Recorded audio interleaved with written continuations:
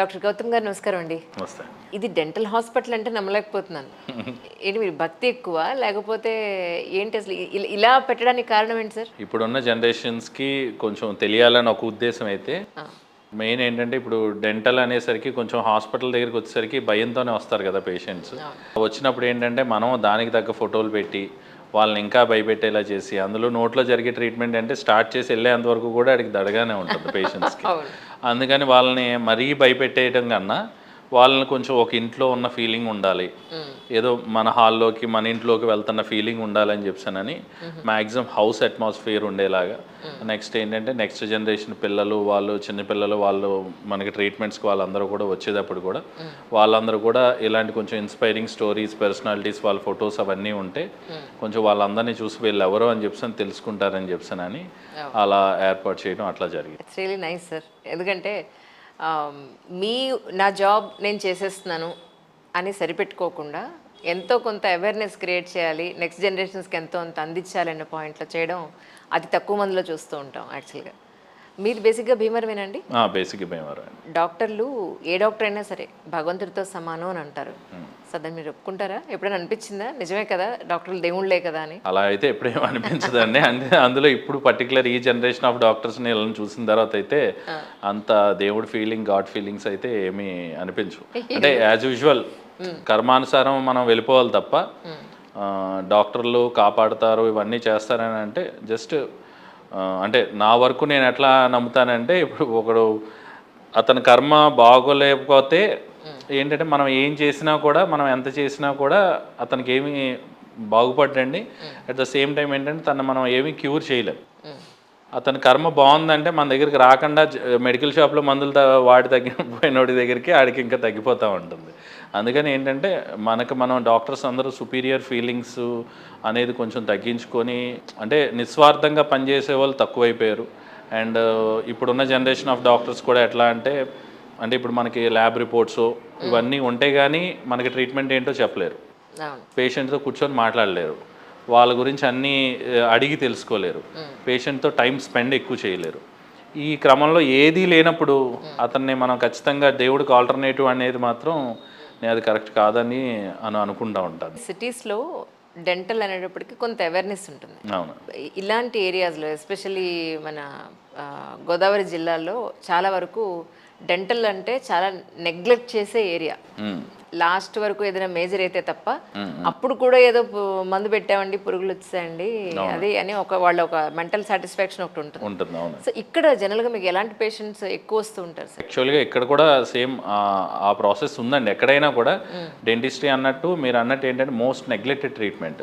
అంటే ఒక పన్ను పుచ్చిపోయి రూట్ కెనాల్ స్టేజ్కి వెళ్ళాలన్నా, పాడైపోయి తీసేసే స్టేజ్కి వెళ్ళాలన్నా ఒక 2 years పడుతుంది.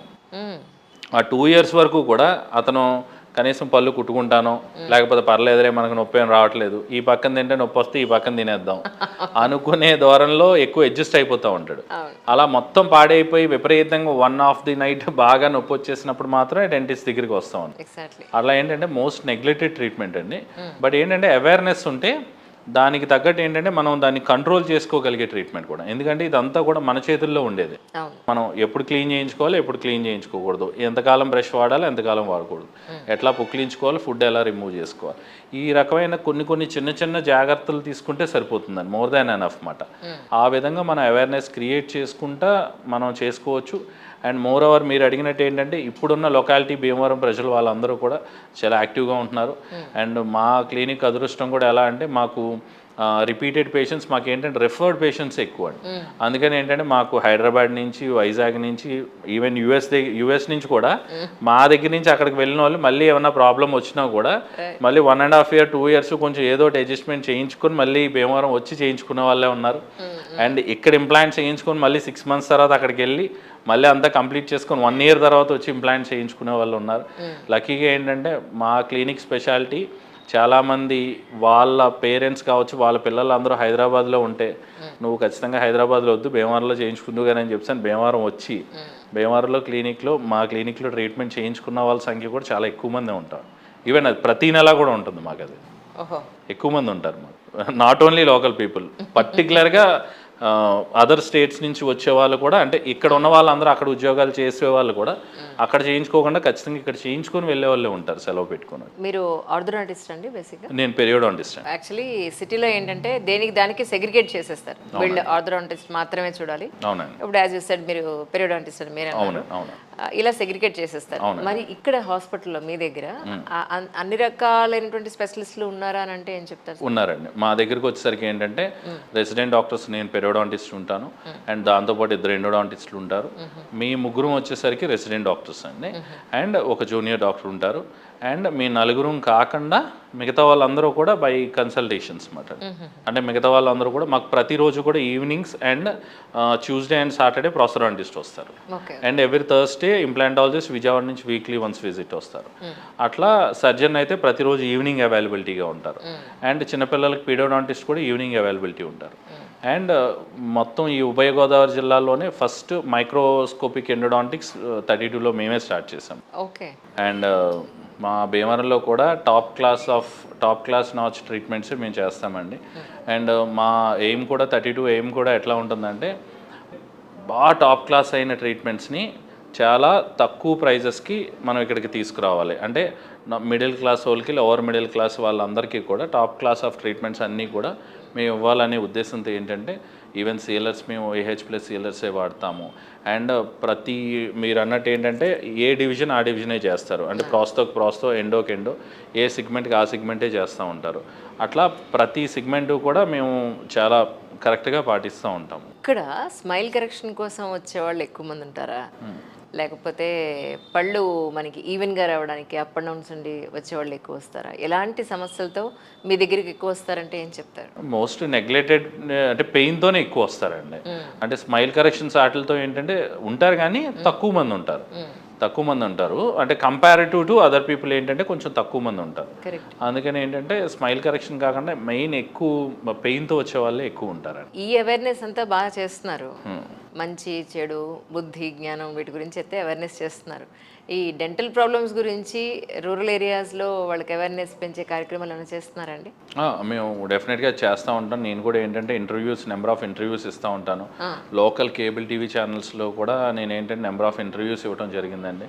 అంటే ఆల్మోస్ట్ ఇప్పటికీ కూడా ఒక 20 పైనే ఇంటర్వ్యూస్ ఇచ్చి ఉంటాను ఓన్లీ లోకల్ ఛానల్స్లోనే. ఎప్పటికప్పుడు ఒక్కొక్క సబ్జెక్ట్ని తీసుకుంటాం, ఆ సబ్జెక్ట్ గురించి చెప్పడం. అండ్ యూట్యూబ్ ఛానల్స్లో కావచ్చు, నార్మల్ ఇన్ఫ్లుయెన్సర్స్తో కావచ్చు, ఇవన్నీ కూడా మేము చెప్తూ ఉంటాం. అండ్ మోరోవర్ ఏంటంటే మేము చుట్టుపక్కల అన్ని పల్లెటూర్లకు కూడా మనం వెళ్ళటం, అక్కడ కూడా ఏంటంటే ఫ్రీ క్యాంప్స్ అవన్నీ కూడా పెట్టడం, దాని ద్వారా అవేర్నెస్ అవన్నీ క్రియేట్ చేయడం కూడా చేస్తూ ఉంటాం. స్నాక్స్ పెట్టారు వచ్చే పేషెంట్స్ కోసం? చాలా మంది కూర్చొని ఖాళీగా ఉంటారు కదా, ఉన్నప్పుడు ఏంటంటే కొంతమంది పిల్లల్ని వాళ్ళని కూడా చూశాను. వాళ్ళు ఏంటంటే ఓ పక్కన ట్రీట్మెంట్ జరుగుతూ ఉంటుంది, అమ్మ ఏదన్నా వెళ్ళి తీసుకురా తింటాను అని చెప్పి కొంతమంది అడుగుతూ ఉంటారు.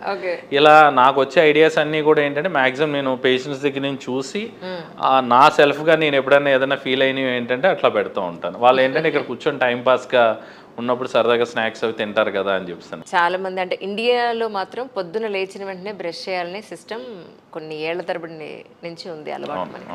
కానీ మన ఫారిన్ కంట్రీస్లో చూస్తే వాళ్ళు మార్నింగ్ చేయరు, నైట్ పడుకునేటప్పుడే చేస్తారని చెప్పని చాలాసార్లు విన్నాను. అంటే మీ ఉద్దేశ ప్రకారం అంటే అది అక్కడ వెదర్ ప్రకారం వాళ్ళకి అది సరిపోయిందా, ఇది మనం చేసేది కరెక్టేనా అంటే ఏం చెప్తారు? యాక్చువల్గా ఏంటంటే బ్రషింగ్ అనేది ఏంటంటే మార్నింగ్ బ్రషింగ్ అనేది ఏంటంటే స్మెల్ రాకుండా ఉండటం కోసం మార్నింగ్ బ్రషింగ్ చేసుకుంటాము. యాక్చువల్గా నైట్ టైం బ్రషింగ్ ఏంటంటే మనకి క్రిములు కావచ్చు, మన కేరీస్ క్యావిటీస్ రాకుండా ఉండాలి. ఎందుకంటే పొద్దున్న నుంచి మనం నోరంతా ఫంక్షన్ చేసి ఉంటాం కాబట్టి మనం నైట్ పడుకునే ముందు బ్రష్ చేయడం వల్ల ఏంటంటే మనకి ఇప్పుడు అధికంగా క్యావిటీస్ రావటం కావచ్చు, చిగురు ప్రాబ్లమ్స్ కావచ్చు, ఏ విధమైన డెంటల్ ప్రాబ్లమ్స్ అన్నీ కూడా నైట్ టైం క్లీన్ చేసుకొని మనం పడుకోవడం వల్ల ఏంటంటే మనం ప్రివెన్షన్గా ఉంటే ప్రాబ్లం లేకుండా ఉండడానికి మనకి ఎక్కువ అవకాశం ఉంటుంది. అందుకని ఏంటంటే నైట్ టైం యూసేజ్ వరకు ఇదండి. మార్నింగ్ యూసేజ్ ఏంటంటే జస్ట్ మనం నోరు స్మెల్ రాకుండా ఉండటం కోసం మాత్రమే మనం మార్నింగ్ బ్రష్ చేసుకుంటాం. అందుకని night time brushing is much more important than morning brushing. సరే, హాస్పిటల్ సరే, నెక్స్ట్ జనరేషన్స్కి అవేర్నెస్ కోసం మీరు ఐదర్ ఏమంటారు భక్తి అనండి, లేదంటే మంచితనం అండి, దీని గురించి అయితే మీరు చెప్తూ ఉన్నారు. బట్ పైన మరి ఫంక్షన్ హాల్ కట్టి దాన్ని మరి చాలా ఫ్రీగా ఇస్తుంటారు, అదెందుకు చేశారు? పైన యాక్చువల్గా మా తమ్ముడు రెస్టారెంట్ అశోక్ అని చెప్పానని నా తమ్ముడు అండి, తను ఏంటంటే రెస్టారెంట్ కట్టుకున్నాడు అనమాట. తను యాక్చువల్గా అది రెస్టారెంట్ కోసం అని చెప్పి తయారు చేసింది. ఓకే ఓకే అట్లా రెస్టారెంట్ కోసం తయారు చేసుకుని అది పెట్టుకుందాం అనుకొని జస్ట్ ఓపెనింగ్ ఒక 4 days ముందు కాలం చేసాడు అనమాట. అయ్యో కొంచెం హెల్త్ ఇష్యూస్ అవన్నీ ఉండటం వల్ల ఏంటంటే ఇదయ్యాడు. అందుకని ఏంటంటే అప్పటి నుంచి నేను వాడేంటంటే ఖచ్చితంగా పట్టుదలతో మంచి పేరు తెచ్చుకుందాం అని చెప్పి అనుకొని పెట్టుకున్నాడు. అందుకని ఏంటంటే ఆడి పేరుకి ఇంకా మనం మంచి పేరు తీసుకురావాలనే ఉద్దేశంతో ఏంటంటే వాడి పేరు మీద అశోక్ ఫంక్షన్ హాల్ అని చెప్పి పెట్టి బాగా లేని వాళ్ళకి వీళ్ళందరికీ ఏంటంటే చిన్న చిన్న వాళ్ళకి ఏమైనా చిన్న చిన్న ఫంక్షన్స్ వాటికి ఉపయోగపడేలాగా హాల్ చూసిన తర్వాత నాకు అది అనిపించింది. అందుకని ఇక్కడ ఏమన్నా చేసినా కూడా మంచి ధర్మ కార్యక్రమాలు చేయాలి, మంచి బుక్స్ ఉండాలి, వాళ్ళందరూ కూడా వచ్చి చదువుతూ ఉండాలి, గ్రంథాలయం అని చెప్పి పెట్టి మొత్తం ఆ పక్కన ఈ పక్కన దగ్గర ఇప్పుడు ఒక 450 బుక్స్ దాకా ఉంటాయండి. ఈ విధంగా బుక్స్ అన్నీ పెట్టడం అండ్ వాడి పేరు మీద ఏం జరిగినా మంచి జరగటం. అలా నేను ఈ హాల్ని ఏంటంటే కొంచెం ఫ్రీగా ఇవ్వటం. వాళ్ళు కూడా మార్నింగ్ మీరు వచ్చి బార్సాల్ జరిగింది. అవునండి బార్సాల్ జరిగింది. అట్లా వాడి పేరు మీద అన్నట్టు నేను స్టార్ట్ చేశానండి. యాక్చువల్లీ అంటే మీ పేరెంట్స్ గురించి, సిబ్లింగ్స్ గురించి ఒకసారి చెప్పండి మాకు. అంటే మా పేరెంట్స్ మా మదర్, ఫాదర్, నేను, మా తమ్ముడు అండి, నలుగురు. ఫాదర్ ఏంటంటే చిన్నప్పటి నుంచి ఎడ్యుకేషనల్ ఇన్స్టిట్యూట్స్ ఉన్నాయండి అండ్ మేము కూడా అదే స్కూల్లోనే ఇద్దరం కూడా అదే స్కూల్లో చదివాము. అండ్ ఆ తర్వాత మా తమ్ముడు ఏంటంటే కొంచెం మూవీస్ మీద మీద ఇంట్రెస్ట్ ఏంటంటే హైదరాబాద్లో కొంచెం ఉంటాం, మూవీస్ దగ్గర ఆడేది కొంచెం తిరగటం అట్లా కొంచెం గట్టిగా ట్రై చేశాడు. కానీ కొన్ని క్లిక్ అయ్యాడు, కొన్ని చోట్ల అవ్వలేదు. ఇంకా తర్వాత ఇక్కడ సెటిల్ అయిపోదాం అని చెప్పి వచ్చిన తర్వాత ఇట్లా అయింది. మా తమ్ముడు కాలం చేసిన కరెక్ట్గా 3 monthsకే మా డాడీ కూడా కాలం చేశారు అన్నమాట. ఎగ్జాక్ట్ 3 monthsకి, ఇంకా 1 year అవ్వలేదు. అలా 3 monthsకి మా ఫాదర్ కూడా కాలం చేయడం జరిగింది. ఓకే ఓకే ఇప్పుడు అమ్మ మీరు? అమ్మ నేను ఉంటాను. నాకు నా వైఫ్, నాకు బాబు అండి. అంటే ఇప్పుడు మీ ఎడ్యుకేషనల్ సొసైటీస్ నాన్నగారి లేదండి, అది మేము క్లోజ్ చేసేసామండి. అది క్లోజ్ చేసిన తర్వాత నేను ఇట్లా క్లినిక్ పెట్టుకుంటాం. నా వర్క్ ఏంటంటే మా ఫాదర్ నా వర్క్ ఏంటంటే చాలా బాగా ఇదయ్యారు, హ్యాపీ ఈజ్. అండ్ మా తమ్ముడు విషయంలో కూడా హ్యాపీ. కానీ చిన్న చిన్న డిస్టర్బెన్సెస్ అవన్నీ కాకుండా అయితే మా ఫాదర్ కూడా అంటే ఆయన చనిపోవడం అనేది ఒక రకమైన ఒక అద్భుతం అండి. అది అంటే చాలా పెట్టి పుట్టాలన్నమాట అండి. అలా చనిపోవాలన్నా కూడా.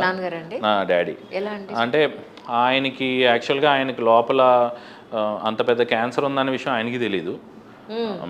ఆఖరికి మేము హాస్పిటల్లో తీసుకెళ్లే ముందు కూడా ఆయనే నడిచి వచ్చారు, ఆయనే ఇచ్చేసారు. ఏజీ హాస్పిటల్లో తీసుకెళ్ళిన తర్వాత కూడా మా ఫాదర్ అప్పుడే చార్ధామ్ యాత్ర కూడా వెళ్ళొచ్చారు.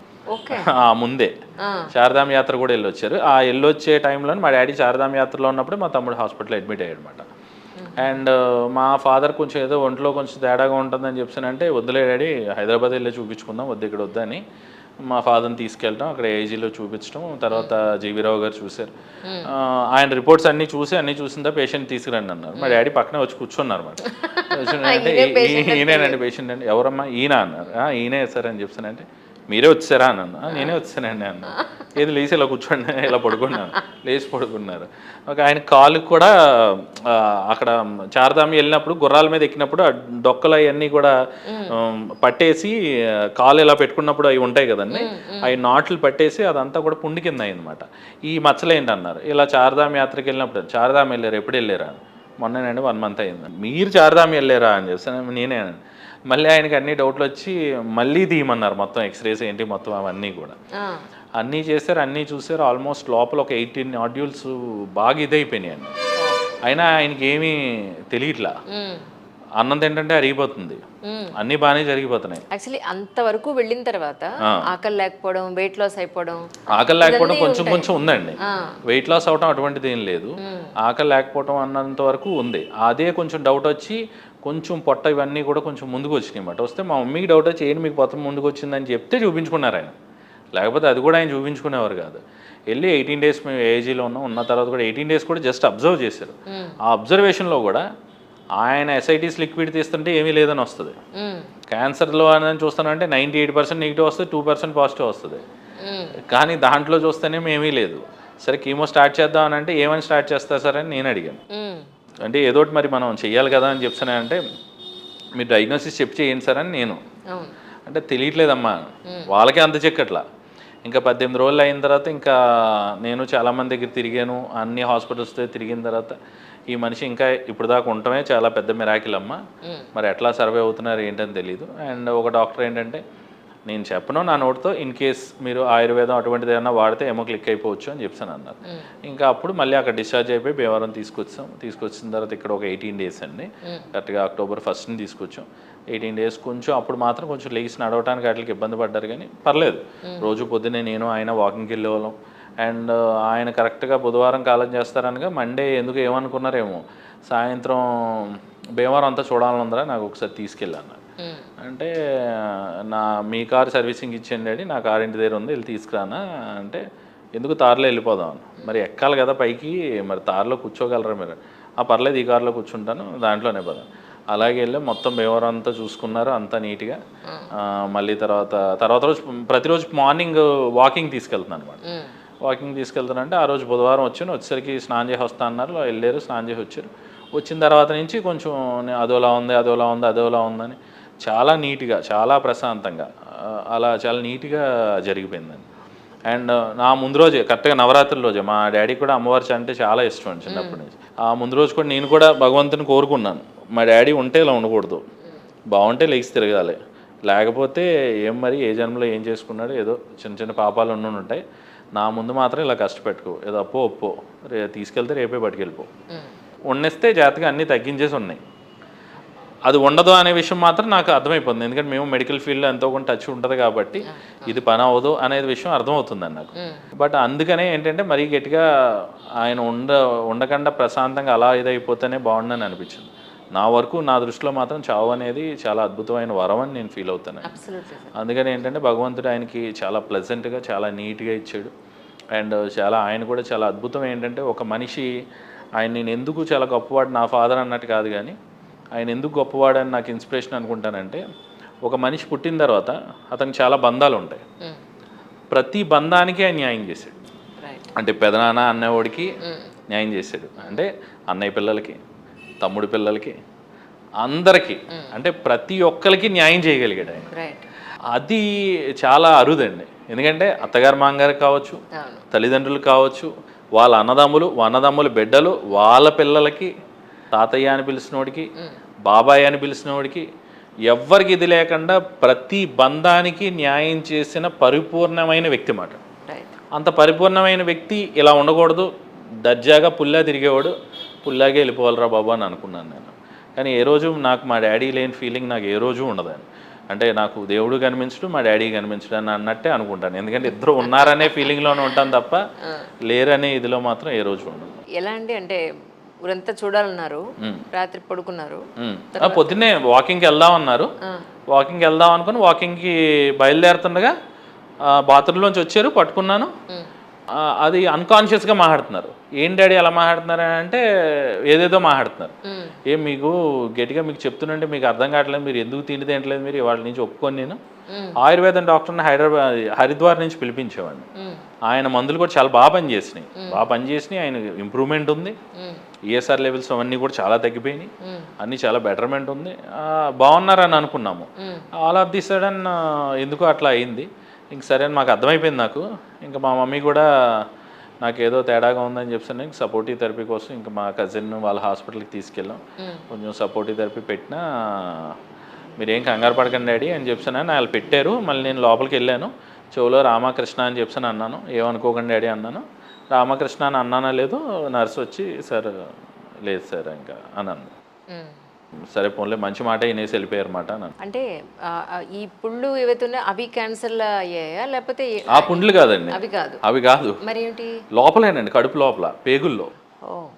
ఆయన చనిపోయే 2 రోజుల ముందు ఒక డయాగ్నోసిస్ ఇచ్చారన్నమాట భీమవరం వచ్చేసిన తర్వాత. ఒక సార్కోమా అని చెప్పారు. అట్లీస్ట్ అలా అనుకుని ట్రీట్ చేద్దాం, మీరు మీ డాడీని కన్విన్స్ చేసి తీసుకురండి అన్నట్టు అన్నారు. బట్ ఏంటంటే మాకు కీమో అనే ఉద్దేశం అయితే లేదండి, అసలు చేద్దామనే ఉద్దేశం లేదు. మాకు డయాగ్నోస్ తెలిసిన ఎగ్జాక్ట్ 1 monthకి ఆయన క్యాన్సర్ అని మాకు September 18th తెలిసింది. October 18th ఆయన లేరండి. మీ డాక్టర్స్ కూడా అనిపిస్తూ ఉంటుందండి, మన సైన్స్కి అందని ప్రపంచం ఒకటి ఉంది, ఈ ప్రాణం రావడం పుట్టుక పోవడం లాంటివి నిజంగా మన చేతుల్లో లేవు. మన చేతుల్లో లేవు కదండి, 200% మన చేతుల్లో లేవండి. సైన్స్ అనేది ఏంటంటే ఇప్పుడు బతకడానికి ఉపయోగపడే అదొక జీవన శైలి అంతే తప్ప సైన్స్ అనేది పంచభూతాలను దాటి కానీ అదేమీ సృష్టించలేదు అది. అంటే ఈ పరిధిలోనే అది ఏది చేయాలనుకున్నా చేయగలదు. అండ్ మోర్ ఓవర్ సైన్స్ చేసేది ఏంటంటే ఉన్నదాన్ని ఉందని కనిపెట్టగలదు అంతే. అంతే తప్ప లేని దాన్ని సృష్టించే ఇదైతే వాళ్ళకి లేదు కదండి. ఇప్పుడు ఎంత లోపల బ్లడ్ ట్రాన్స్ఫ్యూజ్ చేసినా బ్లడ్ని తీసినా ఏం చేసినా తీయగలదు, బ్లడ్ని కనిపెట్టలేదు కదా. ఎగ్జాక్ట్లీ. అది ఒక్కటి సరిపోతుందండి. అంటే బ్లడ్ని కనిపెట్టే సైన్స్ అయితే రాలేదు కదా. నిజం నిజం. అందుకని ఏంటంటే రక్తం ఒక డ్రాప్ ఆఫ్ బ్లడ్ సరిపోతుంది సైన్స్ ఎంత ఎత్తుకు ఎదిగిందా ఏమీ ఎదగలేదు అని నా దృష్టిలో. అంటే మోర్ ఓవర్ మన పాతకాలంలోనే ఇంకా చాలా బెస్ట్ సైన్స్ ఉండేదని నా ఫీలింగ్. మా పెద్దనాన్న గారికి 2 కిడ్నీలు ఆల్మోస్ట్ చాలా పాడైపోతే అంటే ఇంప్లాంట్స్ చేయించుకునే ఆర్థిక స్తోమత వాళ్ళకి లేక చాలా ఏళ్ల పాటు ఐ థింక్ 3-4 ఏళ్ల పాటు డయాలసిస్ మీద డిపెండ్ అయి ఉన్నారు. ఓకే. మీకు డయాలసిస్ యాజ్ అ డాక్టర్ మీకు తెలుసు, నెలకు ఒక్కసారి, తర్వాత వారానికి ఒకసారి, రోజుకి ఒకసారి దానికి దిగిపోయారు. దిగిపోయిన తర్వాత డాక్టర్ అన్నారు ఐ థింక్ మనం ఇంక చేయాల్సిన అవసరం లేదేమోనండి. ఆ రోజు డయాలసిస్కే వచ్చారు ఆయన. చాలా సీరియస్గా ఉంది, ఊపిరి ఆడటం లేదు, బొజ్జేమో ఇంత ఉంది, కాళ్ళు కూడా బాగా వాచిపోయి ఉన్నాయి. నాకు అర్థం కాని పాయింట్ అంటే డాక్టర్స్కి ఇక ఇన్ని గంటలే ప్రాణం నిలబడుతుంది అని ఎలా తెలుస్తుంది? ఏ బేసిస్లో చెప్తారు వాళ్ళు? ఇన్ని గంటలే ప్రాణం నిలబడుతుంది అనేది మాత్రం టైప్ ఆఫ్ ఎక్స్పీరియన్స్ ని బట్టి చెప్పగలరేమో కానీ నిలబడుతుంది అనేది మాత్రం వాళ్ళ చేతుల్లో లేదండి. ట్రూ. అంటే ఇందాక మీరు మాట అన్నారు, నాన్నగారు అన్కాన్షియస్ లో ఒక టైప్ లో మాట్లాడారు. నేను అది మా పెద్దన్న గారి దగ్గర చూసాను. అంటే ఇది ఏమీ సంబంధం ఉండదు. అవునండి. చాలా ర్యాండమ్ గా మాట్లాడతారు. ఇప్పుడు మాట్లాడిన దానికి రెండో మాటకి సంబంధం ఉండదు. ప్లస్ ఆయన లేచి అరిచి గట్టిగా మాట్లాడుతుంటే కాళ్ళు చేతులు కట్టేయండి ఆయన్ని మనం ఆపలేము లేకపోతే అనేసారు. సో అంటే ఆ స్థాయి ప్రాణం పోయేటప్పుడు ప్రతి ఒక్కళ్ళకి ఉంటుందా అలాగా, లేకపోతే కొన్ని పర్టికులర్ కండిషన్స్లోనే ఉండే అవకాశం? అది డిపెండ్స్ అండి. అంటే నేను కంప్లీట్ కర్మే అనుకుంటాను దాన్ని, అది కర్మఫలమే అని అనుకుంటాను. ఎందుకంటే డాక్టర్స్ ప్రతిరోజు వాళ్ళు మిరాకిల్సే చూస్తారు, కానీ ఏంటంటే బయటికి చెప్పరు. 200% ప్రతిరోజు వాళ్ళు మిరాకిల్సే చూస్తారండి. ఇప్పుడు నాకు తెలిసిన అతను వాచ్మెన్ ఉన్నాడు, వాడు పొద్దున్న నుంచి సాయంత్రం దాకా తాగుతానే ఉంటాడు. ఆడు కోవిడ్ టైంలో ఎవరికి సెకండ్ వేవ్లో ఎవరికి దొరకలేదు. నేను రికమెండ్ చేయడం, నాకు కోవిడ్ వచ్చింది, నేను రికమెండ్ చేయడం వల్ల ఒక హాస్పిటల్లో దొరికింది. అప్పర్ కోటీశ్వరులు ట్రై చేసినాడు, ఎవరికి బెడ్ దొరకలేదు. ఆడికి 11 రోజులు దొరికింది బెడ్. మిగతా వాళ్ళందరూ పక్కన బెడ్లో ఉన్న వాళ్ళందరూ వెళ్ళిపోయారు, ఆడున్నాడు. ఇంకా ఆఖరికి ఆయన ఫోన్ చేసి సరే ఇంకా మేము ఉంచుకోవడానికి కష్టమండి, ఇంకా మ్యాక్సిమం ట్రీట్మెంట్ చేసి ఇంకా పంపించేస్తాం, ఉంటే ఉంటాడు లేకపోతే లేడు అన్నట్టు పంపించారు. ఆడు బయటకు వచ్చాడు. తర్వాత ఆడికి మ్యూకర్మైకోసిస్ వచ్చింది, మొత్తం కాలు మీద మొత్తం ఎలర్జీ వచ్చింది, అన్నీ వచ్చింది. స్టిల్ ఆడి వాచ్మెన్ కింద చేస్తున్నాడు, మళ్ళీ అదే మందు వేసుకుంటున్నాడు, పొద్దున్నీ సాయంత్రం తాగుతున్నాడు, పొద్దున్నీ అన్నీ తిరుగుతున్నాడు. మరి ఆడు ఎలా బతుకుతున్నాడు? ఆడి కర్మ, ఆడిది మంచి కర్మ. నీది మంచి కర్మ అయితే నువ్వు పావలా పెట్టి మందులు కొన్నా కూడా నీకు అది పనిచేస్తుంది. నీకు మంచి కర్మ కానప్పుడు నువ్వు 2 కోట్లు ఖర్చు పెట్టి వెంటిలేటర్ మీద ఉన్నా కూడా తీసుకెళ్ళిపోద్ది. అందుకని ఏంటంటే కర్మానుసారం అక్కడ డాక్టర్ పనిచేస్తాడు. దీంట్లో ఏంటంటే మన కర్మలో మేము చేసేది ఏంటంటే మహా అయితే ఆ భక్తి ఆడికి, అది ఏమన్నా భక్తో గిక్తో ఏమన్నా ఆడికి పేషెంట్గా ఉంటే ఆ భక్తి అనేది లోకల్ అనస్థీషియాలో పనిచేస్తుంది. ఇప్పుడు నన్ను ఏం అడుగుతారని కొంతమంది అడుగుతూ ఉంటారు, ఆ భక్తిగా ఉంటే ఏమొస్తుందండి? ఒరే నీ కర్మను తట్టుకోలేవు, నువ్వు నా దగ్గర రూట్ కెనాల్ని రావాల్సిందే, నొప్పి వచ్చి నా దగ్గరికి వస్తావు, నీ డబ్బులు నువ్వు వదిలించుకోవాల్సిందే. నీ కర్మ ఎలా ఉంటుందంటే, దైవభక్తి ఎలా ఉంటుందంటే ప్రాసెస్ ఒకటే, ట్రీట్మెంట్ వెళ్ళిపోవాల్సిందే. కానీ ఏంటంటే నొప్పి తెలియకుండా నీకు ఇంజెక్షన్ ఇచ్చి చేస్తాను.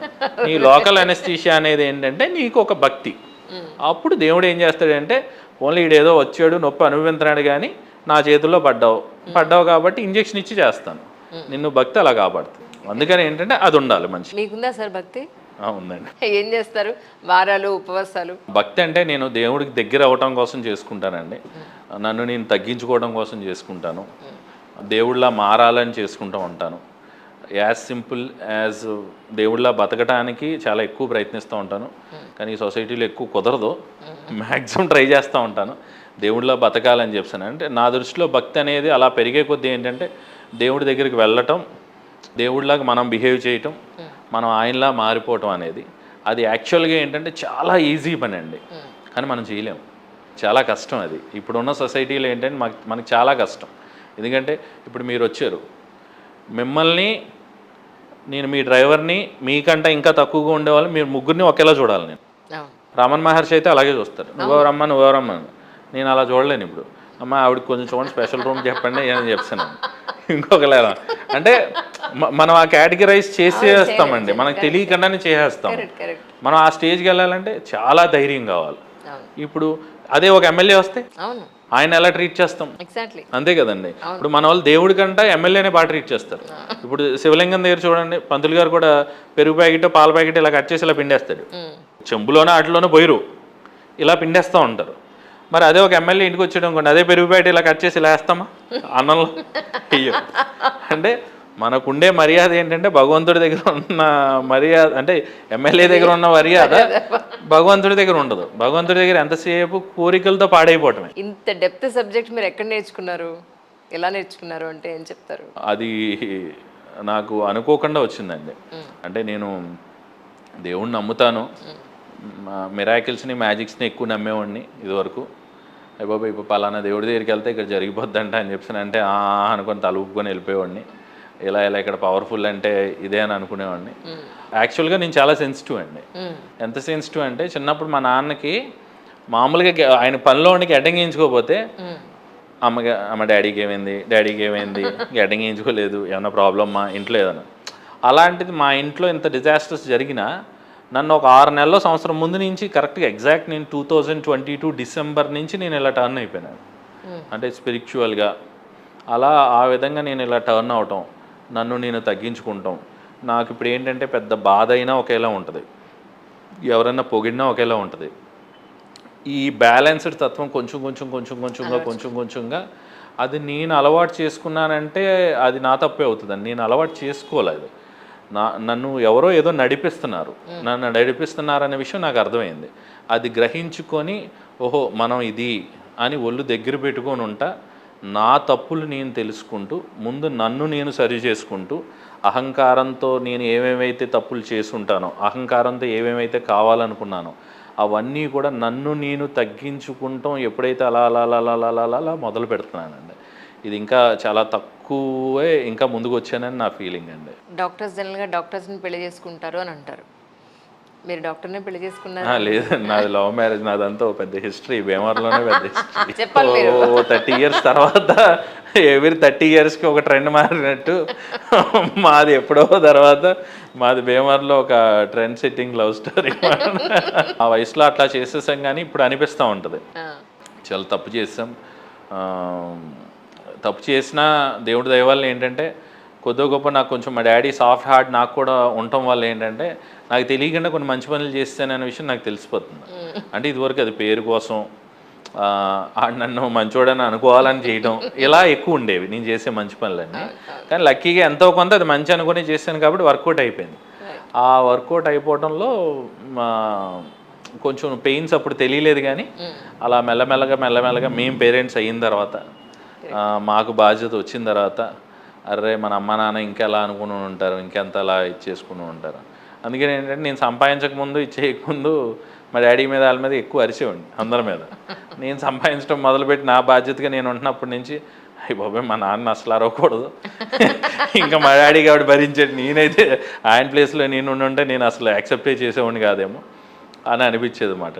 అట్లా మాది వచ్చేసరికి లవ్ స్టోరీ.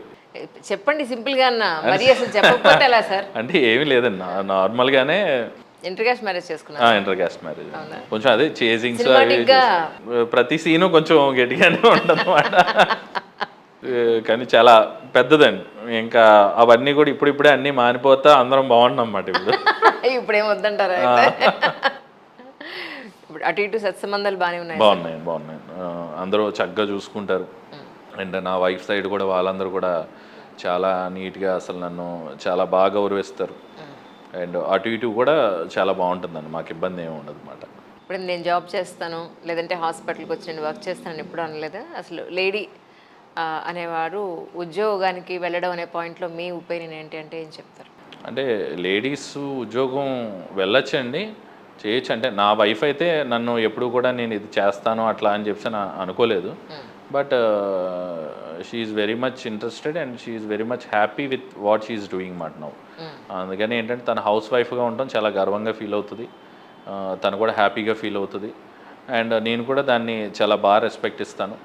అండ్ ప్రపంచంలోనే అన్నిటికంటే ఒక పెద్ద మంచి ప్యూర్ సెల్ఫ్లెస్ అండ్ ఒక సోల్జర్కి ఉండాల్సినంత గట్స్, అంత నిస్వార్థమైన ప్రేమ ఉన్న జాబ్ ఏదైనా ఉంది అనుకుంటే నేనైతే ఖచ్చితంగా హౌస్ వైఫ్ అనే జాబే ఉండాలని చెప్పి అనుకుంటాను నేను. అది చాలా మంచి జాబ్ అండి నా దృష్టిలో. అలాంటి తల్లులు వాళ్ళందరూ ఉండటం వల్లే ఈరోజు భారతదేశం ఇవంతా కూడా ఇట్లా ఉందని చెప్పి నేను గర్వంగా చెప్పగలను. అందుకని ఏంటంటే ఆడవాళ్ళు ఎంత హౌస్ వైఫ్గా ఉంటే మన దేశం అంత ముందుకెళ్ళి, అంటే టెన్షన్స్ ఉండవు, డిప్రెషన్లు తక్కువ. ఇదివరకు రోజుల్లో ఏంటంటే హౌస్ వైఫ్స్ ఎక్కువ ఉన్నంత కాలం ఇంట్లో మగవాళ్ళకి ఏంటి అందరికీ ఏంటంటే టెన్షన్లు తక్కువ, అంటే ఏదన్నా వాళ్ళు హ్యాండిల్ చేసేసుకునేవారు. అంటే మగవాళ్ళు ఒకవేళ బయటికి వెళ్ళి వచ్చినా కూడా వాళ్ళు ఏమన్నా పెద్ద ప్రాబ్లం వచ్చినా మీకు ఎందుకంటే మీరు ఏం కంగారు పడకండి, నేను చూసుకుంటాక మేము ఉన్నాం కదా అనే ఇది ఉండేది. ఇప్పుడు ఏంటంటే ఇంట్లో ఇప్పుడు మెయిన్ ఈవిడితోనే ప్రాబ్లం ఏమో అని చెప్పి నేను ఫస్ట్ స్ట్రెస్ అక్కడి నుంచే మొదలైపోతా ఉంటుంది. అలా కాకుండా పాత రోజుల్లో వీటిలో ఏంటంటే వాళ్ళే మనకి స్ట్రెస్ బస్టర్. ఎలా ఉన్నా కూడా చాలామంది ఏమనుకుంటారంటే తగ్గి బతకటం అదేదో ఇదని అన్నట్టు అనుకుంటారు, కానీ తగ్గి బతకటం వల్ల చాలా గొప్పగా బతకాల్సిన, అంటే నెక్స్ట్ ఎంత బాగా బతుకుతాం అనేది అది దాన్ని రుచి చూడకుండా ఇప్పుడు దాన్ని కంప్లైంట్ చేస్తారు. అలా మా ఫాదర్ కానీ ఇది కానీ చాలా వాళ్ళకి మెన్ అనే సుపీరియర్ కాంప్లెక్స్ ఉండేది, కానీ మా మమ్మీ చాలా తగ్గి ఉండేది. చాలా ఇదిగా చేయడం వల్ల ఏంటంటే మా జీవితాలు ఎంత బాగున్నాయి అని చెప్పి నేను ఇప్పుడు ఫీల్ అవుతాను. అట్లా ఏంటంటే మా మమ్మీ తగ్గినా ఏం చేసినా పిల్లల కోసం చేసింది, వాళ్ళ భర్త కోసం చేసింది, తల్లిదండ్రుల పేరు కోసం చేసింది. అన్నిటి కోసం ఉండే త్యాగం ఏంటంటే రేపు పొద్దున్న జనరేషన్స్ మేము ఎంత బాగున్నాం అనేది వాళ్ళు చేసిన త్యాగాల్లోనే మనకు తెలుస్తుంది కదా. అబ్సల్యూట్లీ. ఇప్పుడు మీకు బాబు ఇక్కడే చదివిస్తున్నారు ఇక్కడే లేకపోతే హైదరాబాద్కో లేదా ఇంకెక్కడికో? లేదండి, మా వాడిని ఏంటంటే ఏదైనా గురుకుల పాఠశాలలోనో అటువంటి వాటిలోనో ఈ మధ్యన కొన్ని చూస్తా మా వాడేమో నేను భక్తి అన్నీ అంటే డాడీ ఏంటి డాడీ నువ్వు ఇలా మారిపోయావు ఏంటి డాడీ మన ఇదివరకు లాగుండు అని అన్నాడు. నేను బాగానే ఉంటున్నాను కదరా అంటే మొన్న అన్నాను గురుకుల పాఠశాలలో వేసేస్తాను రా అని చెప్తానండి. అలాంటిది వేసేస్తానని చెప్తానంటే ఏంటో ఏదేదో చెప్తా ఉంటాం అని అంటాడు. ఇంటికి వరప్రసాద్ రెడ్డి గారితో పరిచయం ఎలా ఏర్పడిందంటే ఏమంటారండి? అది మ్యాజిక్ అండి. అది అంటే దేవుడు ఉన్నాడా లేడా అని చెప్పాను నేను అనుకుంటే దేవుడు మ్యాజిక్ మాట అండి అది. అంటే నేను ఇలా పిల్లలకి ఏదో ఒకటి చెయ్యాలి, నెక్స్ట్ జనరేషన్కి ఏదో చెయ్యాలి. ఇప్పుడున్న పెద్దవాళ్ళని వీళ్ళందరినీ కూర్చోబెట్టి మనం మార్చేసి వీళ్ళని చేసేంత ఓపిక మనం లేదు. ఎవరి రీజన్స్ వాళ్ళకు ఉన్నాయి. ఇప్పుడు ఎవరి దగ్గరికైనా వెళ్ళి ఏమన్నా కదిపితే బ్రదర్ నీ వెర్షన్లో నీకు కరెక్ట్ బ్రదర్, నా వెర్షన్లో నాకు కరెక్ట్ ఉంటుంది, ఇద్దరిది న్యాయం ఎలా అవుతుంది, నా వెర్షన్లో నేను కరెక్ట్ అంటాడు. ఈ వెర్షన్ ఏంటో అంటే మంచి చెడు లేదు, న్యాయం అన్యాయం లేదు, నీతి అవినీతి లేదు. ఫస్ట్ మంచి చెడు ఉండాలి కదా. నీ వెర్షన్ మంచిగా చెడో ఫస్ట్ అది చెప్పు. నీకు నచ్చింది నీది కరెక్ట్ అనిపోతే ఎలాగా? దాంట్లో మంచో తప్పో మంచో చెడో ఏదో ఒకటి ఉండాలి కదా. ఈ వెర్షన్ సిగ్మెంట్స్ ఎక్కువైపోవడంతో చాలామంది పాడైపోతున్నారు. ఈ విధంగా పాడైపోతున్నారు పిల్లలందరూ కూడా. చిన్నప్పటి నుంచే ఎక్కడ రోడ్ల మీద చూసినా ఎక్కడ చూసినా కూడా happy birthday boss, happy birthday the leader అంటే ఇంకా ఆడు కొటేషన్లకి ఇంకా సంబంధం లేదండి. ఆడ గల్లీలో ఏదో చిన్న లీడర్ అవుతాడే ఆడికో ఆ వీధి నుండి ఆడి పోస్టర్లో ఉంటాయి. అంటే ఈడి దేశానికి సంబంధించినవాడా, ఈడి దేశానికి ఏమన్నా చేశాడా, దేనికి ఏం చేసాడో తెలియదు. పిల్లలందరూ ఈడి ఫోటోలే చూస్తున్నారు. ఎప్పుడు చూసినా వీళ్ళ బర్త్డేలు, వీళ్ళ పిల్లల బర్త్డేలు, వీళ్ళ మొహాలే చూస్తామేంట్రా బాబు. నిజంగా గొప్ప పనులు చేసిన వాళ్ళు మొహాలు ఎవడో కనిపించట్లేదు, వాళ్ళని కదా చూడాలి అనే ఉద్దేశంతో ఏం చేస్తానంటే నేను భీమవరం అంతా ఒకరోజు నాకు సైకిక్గా అయిపోయి వీళ్ళ ఫేసులు చూడలేక, అంటే ఈడే లీడరా, ఈడే ఇదా, ఏంటి మీ మిగతా వాళ్ళు లీడర్లు అసలు నిజమైన లీడర్స్ ఎవర్రా బాబా అని చెప్పానని భీమవరం మొత్తం 150 బ్యానర్లు గొప్ప గొప్ప వాళ్ళు అందరు ఫోటోలు వేసేసి ప్రతి స్తంభానికి కట్టించేది అనమాట. ఇప్పుడు మా వీధిలో కూడా మీరు చివరి దాకా వెళ్తే ఇప్పుడు మళ్ళీ 3 months అయింది మార్చాలి. కార్గిల్లో చనిపోయిన హీరోలు అందరు ఫొటోస్ ఉంటాయి. గొప్ప గొప్ప వాళ్ళందరూ చిన్న చిన్న పనులు చేసుకుని గొప్ప వ్యక్తులుగా ఎదిగిన వాళ్ళందరూ ఫొటోస్ పెడతా ఉంటాం. ఫస్ట్లో ఏంటంటే ఫస్ట్ ఒక 1 year చేసిన తర్వాత నీరసం వచ్చింది. అంటే ప్రతి ఒక్కడు వచ్చి నన్ను పోగొట్టడం ఎక్కువైపోయింది. డాక్టర్ గారు అని మీకు భలే దేశభక్తి అని అంటాడు. నా దేశభక్తి ఓకే, నువ్వు ఆ ఫోటోని చూసి ఏం నేర్చుకున్నావా అని నా ఫీలింగ్. అంటే నేను ఆడు ఫోటో చూసి ఏదో నేర్చుకోవాలని నా తాపత్రయం. వీడు వచ్చి నన్ను పొగుడితాడు ఏంట్రా బాబు అని చెప్పి అనుకుంటా ఉంటాను. మీలాగా ఎవరికి కుదరదండి, అందరూ మీకులా చేస్తారేంటండి అంటే ఈడేంటి ఈ ప్రతి ఒక్కడు వచ్చి నా భజన చేస్తారేంటమ్మా, నేను పెట్టిన పర్పస్ ఏంటి, నేర్చుకున్నది ఏంటి, ఈ నన్నే అంటున్నాడా అని చాలా డిసప్పాయింట్ అయిపోయాడు. ఒక్కొక్కడు వచ్చేమో ఏంటంటే డాక్టర్ గారు ఈ మధ్యన మార్చలేదు ఏమి అని అన్నాడు. మార్చలేదంటే మీరు వాళ్ళ ఫోటోలు చూస్తూ ఉంటానండి, అసలు మీరు గ్రేట్ అండి అంటాడు. అంటే పాపం ఆయన ఫోటో పెట్టినోడు గ్రేట్ తగ్గిపోయాడు, నేను బ్యానర్ కట్టించి పెట్టినోడు నేను గ్రేట్ అయిపోయాను.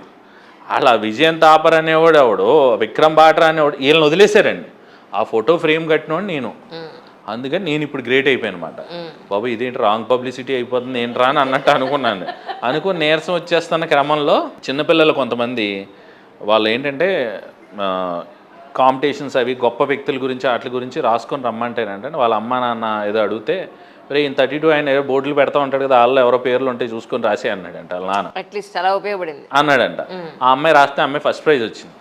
ఆ అమ్మాయి ఫస్ట్ ప్రైజ్ వస్తే అమ్మాయి చూపించుకోవాలని నాకు తాపత్రయపడిపోయి వచ్చింది అనమాట క్లినిక్కి. అలా వచ్చి చూపించింది, అమ్మాయి ఇది ఒక బతికించిందిరా బాబు నన్ను అనుకొని. అప్పటి నుంచి ఇంకొంచెం ఇంట్రెస్ట్ క్రియేట్ అయ్యిందని. క్రియేట్ అయ్యి అమ్మో ఇంకా అసలు వదలకూడదు, అంటే పిల్లలకి మనం అర్థమయ్యేలా చెప్పాలి. అందుకని ఏంటంటే నెక్స్ట్ జనరేషన్ ఈ జనరేషన్ ఇప్పటి నుంచి స్టార్ట్ చేయాలి మనం. అందుకని వింటాడో వెండో అంత శ్రీకృష్ణుడు భారతంలో అంతమందికి చెప్తుంటే ఆయన వల్లే అవ్వలేదు. ఆయనే చెప్పగలిగితే 100 మంది కౌరవులకి చెప్పాలి కదా. వాళ్ళు వెనకే 100 మంది అటు వెళ్ళిపోయారు. 100 మందిలో 5గురు మాత్రం ఇటు ఉన్నారు. 5గురికి ఎవరికైనా చెప్తాడంటే ఒకరికి మాత్రమే భగవద్గీత చెప్పాడు. అంటే అర్హత భగవంతుడే సాక్షాత్తం వచ్చి ఏమన్నా చెప్దాం అనుకున్నా ఇనుకునే స్టేజ్లో ఇప్పుడు ప్రజానీకం లేరు. ఇంకా నన్ను ఎవడు వింటాడనే క్లారిటీ అయితే నాకుంది. అందుకని ఏంటంటే అమ్మో చిన్నప్పటి నుంచి వీళ్ళని పట్టుకుంటే బెటర్, వీళ్ళని పెద్ద అయిన తర్వాత పట్టుకుంటే మన వల్ల కాదు. చాలా ఏళ్ల తర్వాత గోదావరి జిల్లాల వెటకారం బాగా కనిపిస్తుంది. నేను హైదరాబాద్ వెళ్ళిపోయి 30 ఏళ్ళు అయిపోయింది. సో నేను చాలా మిస్ అయిపోయాను. But I'm so happy to listen your words today. అందుకని కొంచెం చిన్నపిల్లల మీద ఎక్కువ కాన్సన్ట్రేషన్ చేయటం అండ్ వాళ్ళని ఏదో విధంగా పైకి తీసుకురావాలి, మంచి విషయాలు చెప్పాలి. ఒక్కొక్కరికి ఏంటంటే చిన్న పాయింట్స్కి చిన్నపిల్లలు బాగా ట్రిగ్గర్ అవుతారు. మీకు సింపుల్గా ఒకటి చెప్తాను. ఇప్పుడు ఆడవాళ్ళ డ్రెస్సుల గురించి కానీ వాటి గురించి కానీ కొంతమంది మాట్లాడినప్పుడు మా ఫ్రెండ్స్ వాళ్ళందరూ వాళ్ళు డిస్కస్ చేసుకున్నారండి. మా ఫ్రెండ్ పిల్లలు ఆవిడ వాళ్ళ అక్క తమ్ముడు ఇద్దరు ఉన్నారు, చిన్నపిల్లలు ఏంటండి. ఒకరికి 8 years ఇంకొకరికి 6 years ఎంతో.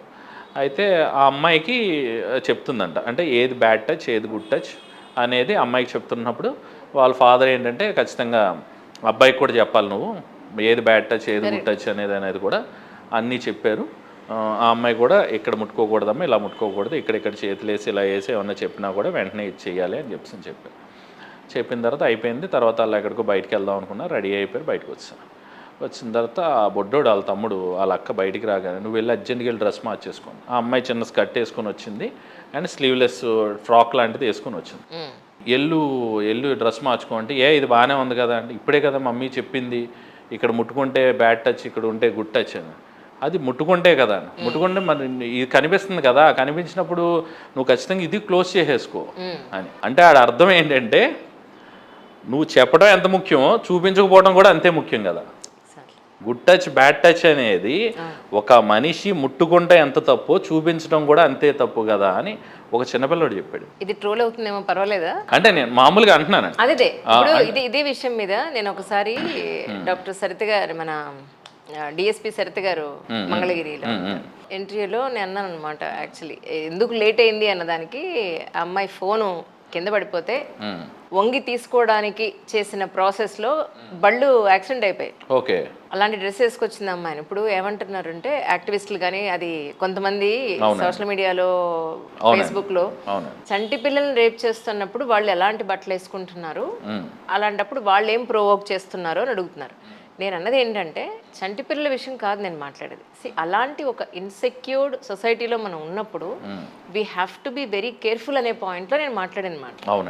యాక్చువల్లీ ఇప్పుడు అలా అంటే ఇప్పుడు వాళ్ళు నన్ను లాస్ట్ టైం అడిగింది ఏంటి, లేడీ సాంప్రదాయబద్ధంగా చీర కట్టుకున్నా చూసేవాడు చూస్తాడు కదా అని అంటే చూస్తాడు.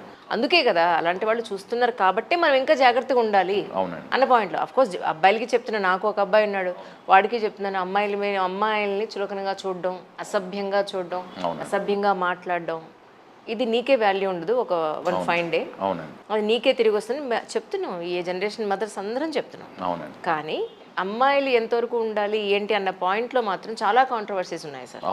ఇక్కడ ఎస్పెషల్లీ ఐ థింక్ ఇలాంటి ఇష్యూస్ పెద్దగా లేవనుకుంటున్నాను. మనకి ఇప్పుడు ప్రతి ఒక్కరు చేసే ఇప్పుడు ట్రోల్ చేసినా తర్వాత ఇంకోటి చేసినా అవతల వాడు అడిగే క్వశ్చన్లో క్లారిటీ ఉండదండి.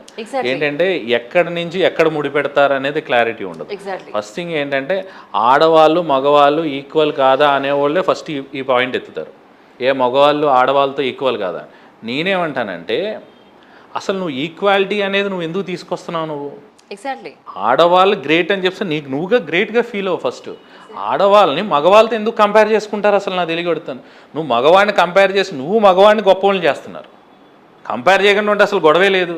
ఎందుకంటే నువ్వే ఎక్కువ అనే విధానం నువ్వు ఎప్పుడైతే మనం సెల్ఫ్గా మనం ఎక్కువ మనం ఈ దేంట్లో తక్కువ అని చెప్పాను ఫస్ట్ మనం కంపారిజన్ చేసుకుంటా తగ్గించుకో.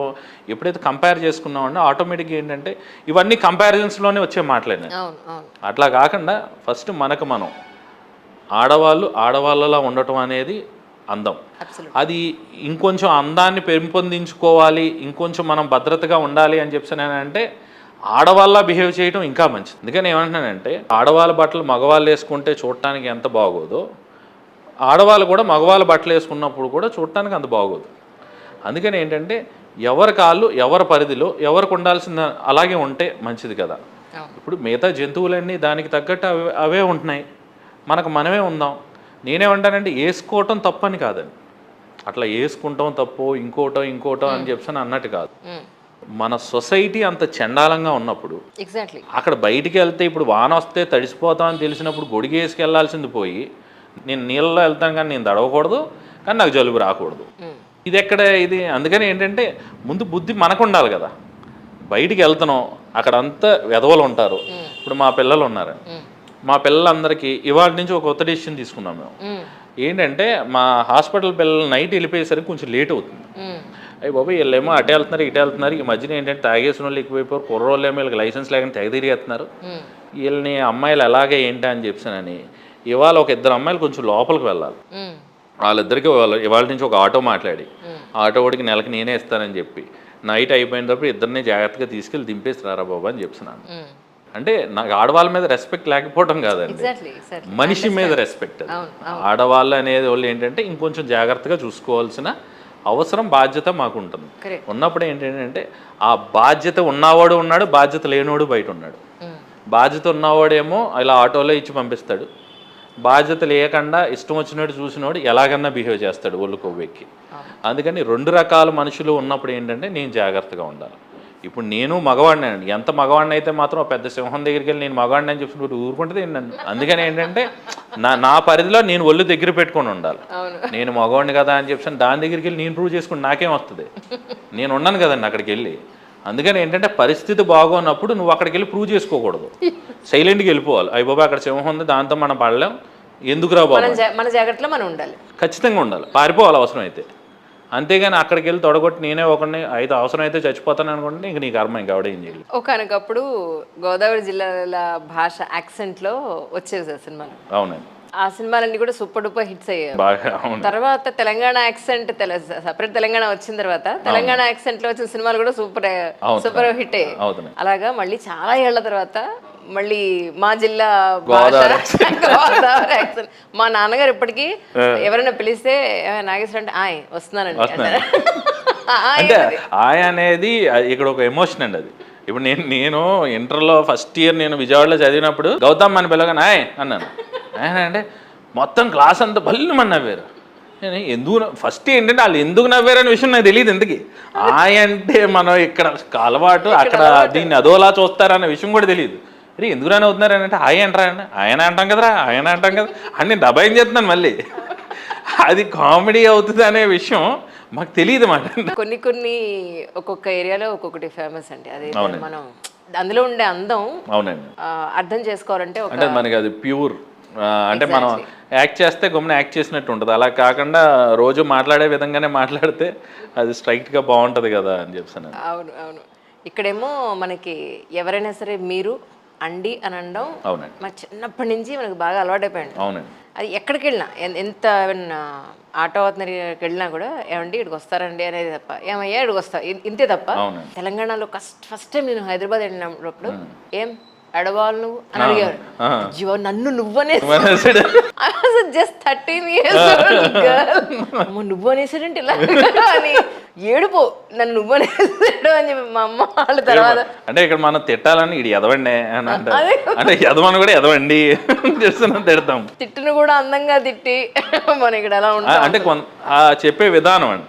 ఇప్పుడు మీకు వడ్డించిన మా ఫాదర్ ఉన్నారు అనుకోండి, వడ్డించేటప్పుడు కూడా ఇప్పుడు మా ఫ్రెండ్స్ ఇదివరకు మా జూనియర్ ఒకడు వచ్చాడు ఇంటికి వచ్చినప్పుడు ఈ చేప వేసుకో బాగుంటుంది నేను తిన్నాను అంటే మీ తినోళ్ళు అందరూ ఎదవలంటే తిన ఇప్పుడు ఈయన తిట్టారా పొగిడారా వాళ్ళని ఏమన్నారా బాబు తిన్నపోటీ తిట్టేస్తున్నాడు అంటున్నారని చెప్పి వేసేయండి అంకుల్ అని చెప్పి తినేసాడు ఎందుకురా బాబు కావాలని అంటే ఆయన పెట్టే విధానం ఎలా అంటే అలా అన్నమాట మన స్టైల్కి వచ్చేసరి అలా ఉంటుంది మా హెచ్ఓడి సార్ దగ్గర మెడ్రాస్ వచ్చినప్పుడు ఆయన దగ్గర కూడా అంతే ఆయన ఏమో ఫిష్ చేసుకుంటానంటే small piece keep small piece అని అంటే small piece no taste have full piece sir then only you will get taste అరే రాజా పెద్ద మొక్కే you have to eat like this then only mix with this మన side వచ్చింది ఆడు ఎలా తినాలో కూడా మనం డిసైడ్ చేస్తాడు దీంట్లో కలుపుకో దీంట్లో బూరి వడ్డిస్తూ ఇందులో నెయ్యి వేసుకుని తినండి చాలా బాగుంది నేను ఇక్కడ పుట్టిందన్నే బాబు నాకు తెలుసు బూరిలో నెయ్యి వేసుకోవాలనుకుంటున్నా లోపల బట్ కానీ ఇది ఒక్కొక్క ఏరియాలో ఉండే ఆ నేటివిటీ ఉంది చూసి అవునండి దాన్ని ఆస్వాదించాలి చాలా ఏళ్ల తర్వాత మళ్ళీ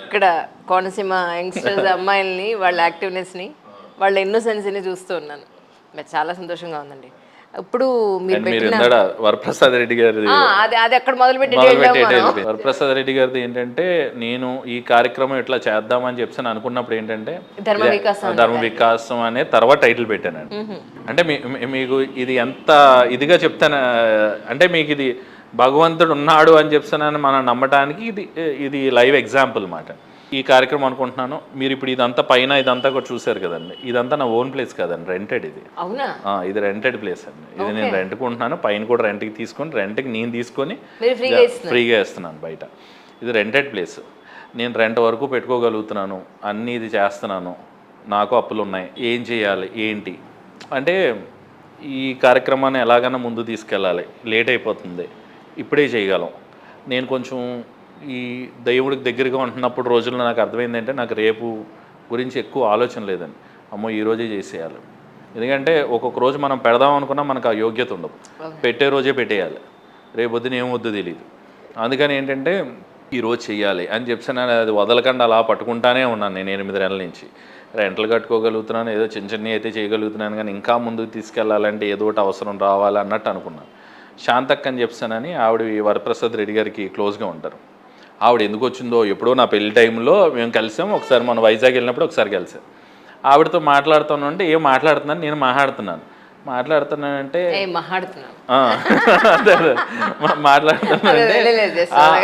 ఆవిడ చూసి ఒరే నువ్వు మాట్లాడుతానంటే నాకు వరప్రసాద్ రెడ్డి అంకుల్ చూసినట్టు అనిపిస్తుందిరా ఆయన అవునా అక్క నేను నేను చాలా లైక్ చేస్తానక్క ఎట్లా ఎలా అని చెప్తున్నాను అన్న తర్వాత ఆవిడ మళ్ళీ అక్కడి నుంచి అయిపోయిందా మళ్ళీ 6 months తర్వాత మొన్న భీమవరం వచ్చి మా క్లినిక్ వచ్చిందంట నేను లోపల ఏదో బిజీగా ఉన్నాను మళ్ళీ తర్వాత ఎక్కువ మంది పేషెంట్లు ఉన్నా నిలిపోయిందండి తర్వాత నాకు ఫోన్ చేసింది నేను వచ్చాను అదేంటక్క వచ్చినప్పుడు రాకపోయావని చెప్పి రమ్మన్నాను వచ్చింది ఒక 5 minutes కూర్చుంది నేను మాట్లాడాను తను ఇప్పుడు మీకులాగా ఎలా క్వశ్చన్లు కొన్ని అడుగుతుంది నేను చెప్పాను ఆవిడ ఏంటంటే రికార్డ్ చేసింది నేను మాట్లాడినవన్నీ నేను కొన్ని మాట్లాడుతున్నవన్నీ ఆవిడకి ఎందుకో ఎగ్జైటింగ్గా అనిపించి రికార్డ్ చేసింది పంపించారంట ఆవిడకి వినిపించారండి మీ వారసుడు ఒకటి బేమార్లో ఉన్నాడు మీలాగే మాట్లాడుతున్నాడు అక్కడ కూడా అని చెప్తున్నారు అంటే తర్వాత రోజు పొద్దున్న కూడా తెల్లారిగట్ల 5కి ఫోన్ చేసి రేపు పైన ఇది లైబ్రరీ చూడొచ్చా అన్నది 6 o'clock నేను పలానా చోట ఉన్నాను రా అంటే వచ్చింది ఆవిడ వైజాగ్లో ఉంటారు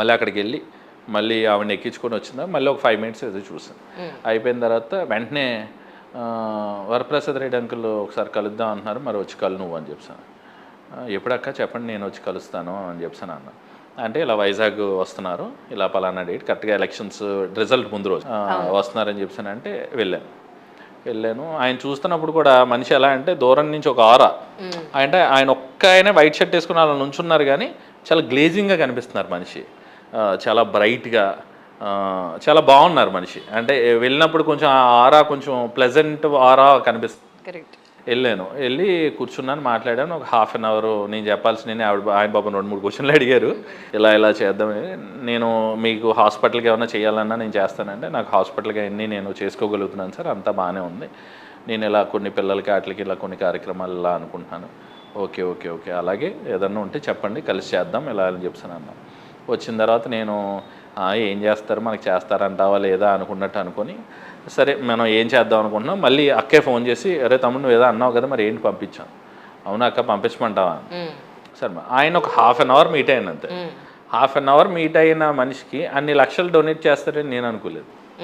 just half an hour meet అయిపోయిన తర్వాత కూడా ఆయన చెప్తాం, నువ్వు నాకేమీ లెక్కలు ఏం చెప్పక్కర్లేదమ్మా, నువ్వు రిసీవ్ చేసుకుంటే నాకు ఏదన్నా స్లిప్ ముక్క నీకు వచ్చినట్టు ఏదో ఒకటి ఉంటుంది కదా, అది నాకు ఇస్తే సరిపోద్ది, ఇంక మిగతా ఏం చెయ్యక్కర్లేదు. అలాగేనండి అన్న. సరే ఆయన యూఎస్ వెళ్తున్నారు అన్నారు. నాకు ఏమేం కావాలి ఏంటి అనేది అని అంటే నేను ఒక ఎక్సెల్ షీట్ మీద చేయించి నేను ఆయనకి పంపించాను. ఇది నా ఖర్చు, ఇది మిగతా ఖర్చు ఎంత అవుతుంది, మరి మీరు ఎంత అనేది మీ ఇష్టం అండి అని చెప్పాను. అన్న తర్వాత ఆయన చూసారు, అంతా వచ్చిన తర్వాత నేను ఇలా పలానా రోజు సరస్వతి పూజతో మొదలుపెట్టి చేసుకుందాం అనుకుని, ఇంక నేను ఏదైతే అది అయిందిలే ముందు మొదలెట్టేద్దాం మనం అసలు అని చెప్పానని, ఇంకా వెయిట్ చేయకూడదని ఎందుకో సంకల్పంతో మొదలుపెట్టాను. ఫస్ట్ సరస్వతి పూజతో స్టార్ట్ చేశాను. అప్పుడు ధర్మ వికాసం అని చెప్పి పెట్టుకున్నాను. అంటే మనం ధర్మాన్ని పాటించేటప్పుడు ఖచ్చితంగా ఈ వికాసం ప్రజ్వలించేటప్పుడు ఖచ్చితంగా ఎప్పుడు ఏదో ఒక వికాసం మాటున విషాదం ఎప్పుడు ఉంటుంది కదండి. ఈసారి అలా విషాదం ఉండకుండా వికాసం మాత్రమే ఉండాలనే ఉద్దేశంతో చిన్నపిల్లలతో స్టార్ట్ చేద్దాం అనే ఉద్దేశంతో ఈ టైటిల్ ఎందుకో అలా నాకు బ్రెయిన్ కొంచెం అనిపించి బుర్రలా అనిపించి అలా పెట్టి ఇలా అనుకుంటున్నానండి అని చెప్పి పెట్టి ఆయనకు వీడియో చేసి ఇట్లా అలా అని పెట్టాను. అయిపోయిన తర్వాత ఓకే అన్నారు. నేను అక్కడి నుంచి యుఎస్ నుంచి వచ్చిన తర్వాత అంటే నేను ఎందుకు చెప్తున్నానంటే నేను ఆయన దగ్గరికి వెళ్ళా డబ్బులు కావాలని, ఆయన నన్ను పిలవాల అంటే ఇలా కలుద్దాం అని చెప్పి ఏ రోజు ట్రై చేయాలి. మళ్ళీ తర్వాత కూడా మీరు ఎలా ఇస్తారని ఏంటని అడగల. ఆయన అక్కడ యూఎస్ దగ్గర నుంచే ఆడు స్టార్ట్ చేసేస్తున్నాడు, ఆడికి డబ్బులు వేసేయాలి, త్వరగా అన్ని పంపించేయమని చెప్పు, ఇలా కూడా లెటర్ రాసేయమని నాకు ఓ రోజు చెప్తే నేను ఆ రోజు ఏదో కేసులు అన్నీ ఉండి బిజీగా ఉండి మర్చిపోతే నెక్స్ట్ డే మళ్ళీ పొద్దున్నే 4:30కి ఫోన్ చేసి ఒరే తమ్ముడు ఆయన తిట్టేస్తున్నారా, నువ్వు పంపించరా వెంటనే అని చెప్తున్నానంటే పంపిస్తానక్క, అందులో కంగారే ఉంది లెక్క అని చెప్తాను. నీకు లేదురా ఆయనకు ఉందా కంగారు అంటే నాకు అనిపించింది అన్నమాట. కృష్ణుని అడిగాను నేను 2-3 సార్లు, ఏంటి ఎవడు రావట్లేదు ఏంటి, అన్నదానం చేద్దామని అంటే భలే ముందుకు వచ్చేస్తూ ఉంటారు పుణ్యం కోసం, దీనికోసం ఎవడు రావట్లేదు, ఎవరో ఒకరిని పంపితే బాగుంటుంది కదా స్వామి అని అనుకుంటాను ఉన్నా. అలా ఒక చిన్న 32 డెంటల్ కేర్ ఇక్కడ ఉంటే అక్కడ ఆయన ఎక్కడో వరప్రసాద్ రెడ్డి గారు హైదరాబాద్లో మధ్యలో ఒక హాఫ్ అన్ అవర్ మీటింగ్కి ఆయన ఉత్సాహంగా ఇలా చేశారన్నమాట. ఆయనే ఇంట్రెస్ట్గా అన్నీ చేసి అన్నీ చూసిన తర్వాత నా ఇంటర్వ్యూస్ అన్నీ కూడా నేను చెప్పినవి అన్నీ చూశారు. నేను హార్ట్ఫుల్గా మొహం మీద అలాగా చెప్పేయడం కూడా ఆయన అబ్జర్వ్ చేసిన తర్వాత ఆయన మంచి కాంప్లిమెంట్ ఏంటంటే అక్క దగ్గర అన్నారు, మనం కొన్ని చేయలేకపోయాం, ఆడేదో చేద్దామని నిలబడ్డాడు, అట్లీస్ట్ ఆడికి కొంచెం తోడుగా నిలబడి చేయనిద్దాం, చూద్దాం ఎంతవరకు చేస్తాడా అని చెప్పానని ఆయన అలా. ఇంతకంటే సాక్ష్యం ఏం కావాలి? అవును సార్, అదే అట్లా. ఇప్పుడు సరస్వతి పూజ మీరు అలా మొదలుపెట్టారు, తర్వాత ఎన్నో కార్యక్రమాలు చేస్తున్నారు, జనాల రెస్పాన్స్ ఎలా ఉందండి? బాగుంటుందండి. యాక్చువల్గా ఏంటంటే నేను చేసే వాటిల్లో నా వరకు ఎక్కువ ఎట్లా ఉంటుందంటే నేను చేయటం కాకుండా ఇప్పుడు ప్రజలందరినీ పుల్ చేయాలి, దీంట్లో ఒక రాక్ రావాలి, అట్లీస్ట్ పుణ్యం ఆశ చూపించనే దీంట్లో లాగేయాలి మెల్లగా, అలా మొత్తానికి ఆయన కదిలించి పని చేయించాలి. ఇప్పుడు మేము డొక్కా సీతమ్మ అన్నదానం అని చెప్పి పెట్టాం, ఆల్మోస్ట్ ఒక 3 months నుంచి స్టార్ట్ చేసాం. ఇది కూడా ఏంటంటే దైవానుగ్రహం ఎలా ఉంటుందంటే నేను ప్రతి నెల ఒక 5 to 6 days ఏం చేస్తానంటే ఒక 11 meals కొనుక్కొని అన్నీ చేసుకొని ఇక్కడ రోడ్ మీద ఫుట్పాత్ మీద ఎవరికి ఉంటే వాళ్ళకి ఇస్తూ ఉంటాం. నిరుత్సాహం ఏంటంటే మనం ఇంకొంచెం బాగా డబ్బులు ఉండుంటే చక్కగా 30 రోజులు పెట్టేసేవాళ్ళం కదా, ఇలానే ఒక కోరిక ఉండేది. వాళ్ళు అంతమంది ఉన్నారు, డబ్బు ఉన్న వాళ్ళు, వీళ్ళు కూడా కలిస్తే మనతో బాగుంటుంది కదా అని చెప్పి ఒక ఆశ ఉండేది. అలాగా బయట మీల్స్ అవన్నీ ఇస్తున్నాను కానీ ఏంటంటే దానికి ఆల్మోస్ట్ 800 to 900 అవుతుంది. నేను మా ఆంటీకి వీళ్ళ ప్రతిరోజు మా హాస్పిటల్ అందరికీ వంటలు జరుగుతూ ఉంటాయి, ప్రతిరోజు భోజనాలు ఇక్కడే మాట. ఆవిడికి మనం ఏం చెప్పానంటే ఒక 2 kgs రైస్, బిర్యానీ రైస్, అన్ని వెజిటేబుల్స్ వేసి వండండి అని. అలా వండిన తర్వాత అలాంటి రైస్ నేనే ప్యాక్ చేసుకుంటే ఒకడికి కడుపు నిండేలాగా ప్యాక్ చేస్తే 20 పొట్లాలు అయింది ఆ 2 kgs. దానికి ఒక వాటర్ ప్యాకెట్, చిన్న పెరుగు చట్నీ పెట్టి మళ్ళీ తినే కాయంతో ఫోల్డ్ చేసి రబ్బర్ బ్యాండ్ పెట్టుకున్నా, సరిపోయింది. ఓహో మనం 11 మంది ఇవ్వాల్సింది 20 మందికి ఇవ్వచ్చు మాట అని చెప్పాను అనుకుని, ఆవిడకి 1000 రూపాయలకి ఇంకో 200 ఎక్కువైనా ఇంక 8 మందికి వస్తుంది కదా అని చెప్పేసానని ఆవిడకి నేను ఇచ్చానమాట. అలా నేనే కూర్చొని నేను ప్యాక్ చేసుకుని ఉంటే ఇప్పుడు నా వారానికి ఒక్కొక్కసారి అలా చేసుకుంటున్నాను. ఈ పిల్లలు మా దగ్గర ఉన్న పిల్లలు డాక్టర్స్ చూసి ఏం సరే ఇలా చేయొచ్చు, ఎంత అవుతుందని రోజుకి 1050 రూపాయలు అవుతుంది. అంటే ఆ 1050 రూపాయలకి 20 మందికి పెట్టడానికి వీలుగా ఉండేలా. అలాగా మా హాస్పిటల్లో పిల్లలు, సార్ నేను ఒక రోజు ఇస్తాను సార్, నెలకు 1050 రూపాయలు. అలా మా డాక్టర్లేమో నన్ను ఒక రోజు రాసుకోండి సార్, నన్ను ఒక రోజు రాసుకోండి సార్. అలా అలా అలా అలా అలా తెలియకుండా ఈ రోజు ఇప్పుడు మేము 30 రోజులు ఇస్తున్నాం, 365 రోజులు చేయడానికి అంతమంది దొరికేస్తారండి. అలా ఒక్కొక్కరు 1050 రూపీస్. అలా 20 మందితో స్టార్ట్ చేసింది కాస్త మేము ఇంకా జనాలు పెరుగుతున్నారు. వాళ్ళు తెలిసిన వాళ్ళు రే 1050 రూపాయలే కదా మేము ఇస్తాను రా అని చెప్పాను. వాళ్ళని మేము తీసుకెళ్ళటం సాయంత్రం చక్కగా వేరే ఇది కూడా ఏంటంటే బాగా డబ్బులు లేని వాళ్ళకి కాంట్రాక్ట్ ఇచ్చామండి. వాళ్ళే నీట్గా అంటే మొన్న మా దగ్గర తీసుకున్న వాళ్ళు కాకుండా వేరే వాళ్ళకి ఇచ్చాం. వాళ్ళే నీట్గా చక్కగా వండి ఇచ్చేస్తున్నారు, అన్నీ ప్యాక్ చేసుకుని ఇస్తున్నారు. ఒక్కొక్క రోజు ఇప్పుడు ఒక్కొక్క వెరైటీ ఆఫ్ రైస్, వాళ్ళని ఒక్కొక్క వెరైటీ ఆఫ్ రైస్ చేయమంటున్నారు. అది హెల్దీగా ఉండేలాగా అట్లా మనం ఇంట్లోనే చేయించి అలాంటి హెల్దీ రైస్ ఇస్తున్నాం. ఇప్పుడు 20 మంది కాస్త ఇప్పుడు 27 మంది అయ్యారండి. 25 అయ్యారు. 25 నుంచి కాస్త ఇప్పుడు ప్రతిరోజు 27 మందికి ఇప్పుడు దానం చేస్తున్నాం. 20 మెంబర్స్కి పర్ డే అని స్టార్ట్ చేసాం. ఈరోజు 27 మెంబర్స్కి మొత్తం 31 మెంబర్స్ అండి. 31 మంది సభ్యులు ఉన్నామన్నమాట. ఈ 31 మంది సభ్యులు ఇప్పుడు 365 డేస్ చేస్తున్నాం. దానికి డొక్కా సీతమ్మ గారి పేరు పెట్టామన్నమాట. అట్లా మేము ఇలా అన్నదానం చేయడం కావచ్చు, అండ్ వారాహి నవరాత్రులు కానీ, హనుమాన్ జయంతి కానీ, అండ్ రామ అయోధ్యకు సంబంధించిన వాళ్ళు ఇది వచ్చినా కూడా అవన్నీ కూడా మేము ఇక్కడ అన్నదానం చేస్తూ ఉంటాం. అండ్ కార్తీక మాసంలో కూడా ఇక్కడ క్లినిక్ ఎదురుగానే 10 days చేసేస్తాను. ఎదురుగా వాళ్ళు అందరూ చూసి మా పక్కన హాస్పిటల్ డాక్టర్ గారు రే గౌతమ్ ఎలాంటివి చేసేది నాకు చెప్పు, నేను ఇన్వాల్వ్ అవుతానని చెప్పాను. ఆయన 2 days నేను పెట్టుకుంటాను, నా పేరు మీద కూడా పెట్టే అంటారు. అలా ఇప్పుడు ఏంటంటే జనాన్ని పుల్ చేస్తున్నంటే చక్కగా వస్తున్నారు, అందరూ పెడుతున్నారు, పెట్టడానికి ఇష్టపడుతున్నారు. ఈ తత్వాన్ని ఏంటంటే ఇంకొంచెం మనం బాగా తీసుకెళ్ళాలి. దీంట్లో ఏంటంటే 2 రకాలండి. అన్నం పెట్టే వాళ్ళలో కూడా చాలామంది ఎట్లా ఉంటుందంటే జడ్జ్ చేస్తూ ఉంటారు. ప్రతి ఒక్కరు పెట్టేటప్పుడు జడ్జ్ చేస్తారు. ఎలా అంటే ఇప్పుడు ఆకలి ఎవరికైనా ఆకలే నా దృష్టిలో.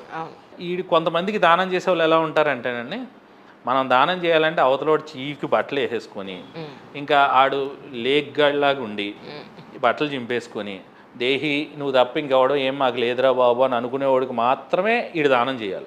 అప్పుడు కానీ వీడికి దానం చేసిన ఫీలింగ్ రాదు. నేనేమంటానంటే ఎవరికైనా ఆకలే కదా.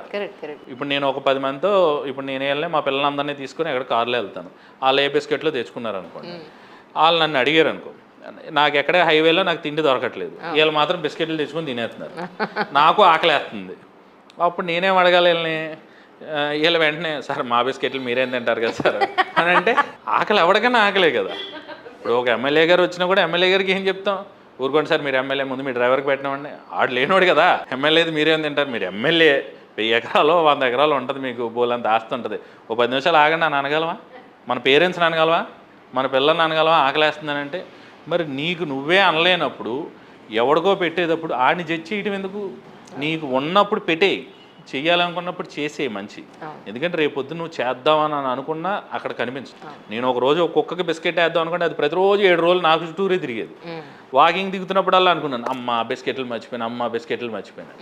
ఇంక 7వ రోజు అలా తిరుగుతుంటే రేపు నేను వస్తానో లేదో, అది బతుకుంటుందో లేదో తెలీదు, నాకు 7 రోజుల నుంచి కనిపిస్తుంది ఈ బిస్కెట్లు తేటలేదు, నేను దీన్ని వాళ్ళు ఎలాగన్నా దీనికి బిస్కెట్ వేయాలని చెప్పాను అనుకుని మళ్ళీ వెంటనే వాకింగ్ చేయగానే వెనక్కి వెళ్ళి అక్కడ పొద్దున్నే కిల్లికొట్లు ఎవడతిస్తాడు 6ంటికి ఎక్కడో మూలనది ఉంటాయి అక్కడ వేసుకొని తీరా వచ్చి చూస్తే లేదు కుక్కది. ఇది రోజు తిరుగుతూ కనిపించట్లేదేంట్రా బాబు అని 10 రోజులు తిరిగాను, 10 రోజులు వచ్చాను, 10 రోజులు కనిపించలేదు. అంతకుముందు ప్రతిరోజు కనిపించేది, అది కుంటుకుంటూ వచ్చేది. ఈ 10 రోజుల తర్వాత కనిపించి చచ్చిపోయిందా ఏమైంది తెలియదు. నాకు అప్పుడు జ్ఞానోదయం ఇలా కాదని ఉన్న 3 కారుల్లోనూ 4-5 బిస్కెట్ ప్యాకెట్లు, పెద్ద ప్యాకెట్లు ఉంటాయి కదండి, 150 ప్యాకెట్లు ఉన్న పెద్ద చాట్ తీసుకొని 3 కారులను పెట్టుకున్నాను. ఎప్పుడు ఏ కుక్క కనిపిస్తుందో తెలియదు, కనిపించినప్పుడు వేసేద్దాం, ఇదే బెటర్. ఎందుకంటే నేను తీసుకొచ్చినప్పుడు నాకు ఇప్పుడు అది యోగ్యత లేదు. ఇప్పుడు నేను తీసుకొచ్చాను, ఆ కుక్క కనిపించదే 10 రోజుల్లో 12 రోజుల తర్వాత కనిపించింది. ఓరు నీకు కనిపించావు బాబు నువ్వు అని చెప్పాను. దానికి పెట్టిన తర్వాత కానీ అమ్మయ్య అని అనిపించింది. అంటే మోరోవర్ నాకేంటంటే I won't be more satisfied అండి. అంటే ఇప్పుడు నేను ఒక్కొక్కసారి చూస్తూ ఉంటాను, అన్నం ఇచ్చేటప్పుడు ఆడి పాపం లేచి రాలేడాడు. నేనేమనుకుంటా అంటే why you have to feel so much of satisfaction. నువ్వు బతుకున్న ఈ సొసైటీలో ఒకడు అన్నం లేకుండా ఇది లేకుండా బతుకుతున్నాడని చెప్పానంటే ఆడికి నువ్వు ఇచ్చి నువ్వేదో తృప్తి పొందాలనుకుంటాం అనేది వేస్ట్ అండి. నా వరకు ఏమనుకుంటా అంటే అయ్యో ఆడికి నేను రేపు పెట్టలేనేమో, ఎల్లుండి పెట్టలేనేమో అనుకుని ఎక్కువ ఫీల్ అవుతూ ఉంటాను. ఇప్పుడు మా క్లినిక్కి వస్తూ ఉంటారు బొడ్డోళ్ళు, ఇలాగా చిరిగిపోయిన బట్టలతో ఆటలతో వస్తూ ఉంటారు. వచ్చి ఇలా ఉన్నప్పుడు పిలుస్తూ ఉంటారు, మా అన్నయ్య లేడా అడుగుతారు వాళ్ళు అడిగితే మొన్న మా కొత్త అమ్మాయి జాయిన్ అయితే ఆ అమ్మాయి సార్ని పట్టుకొని అన్నయ్య అంటాను, నీకు సారు నాకు అన్నయ్య లేడా? నేను వచ్చినప్పుడు అన్నయ్య వాళ్ళు ఫ్రైడ్ రైస్ తినాలన్నాను. మా అమ్మాయి అంటది మీరు అనవసరంగా అలవాటు చేస్తారు సార్ వాళ్ళకి.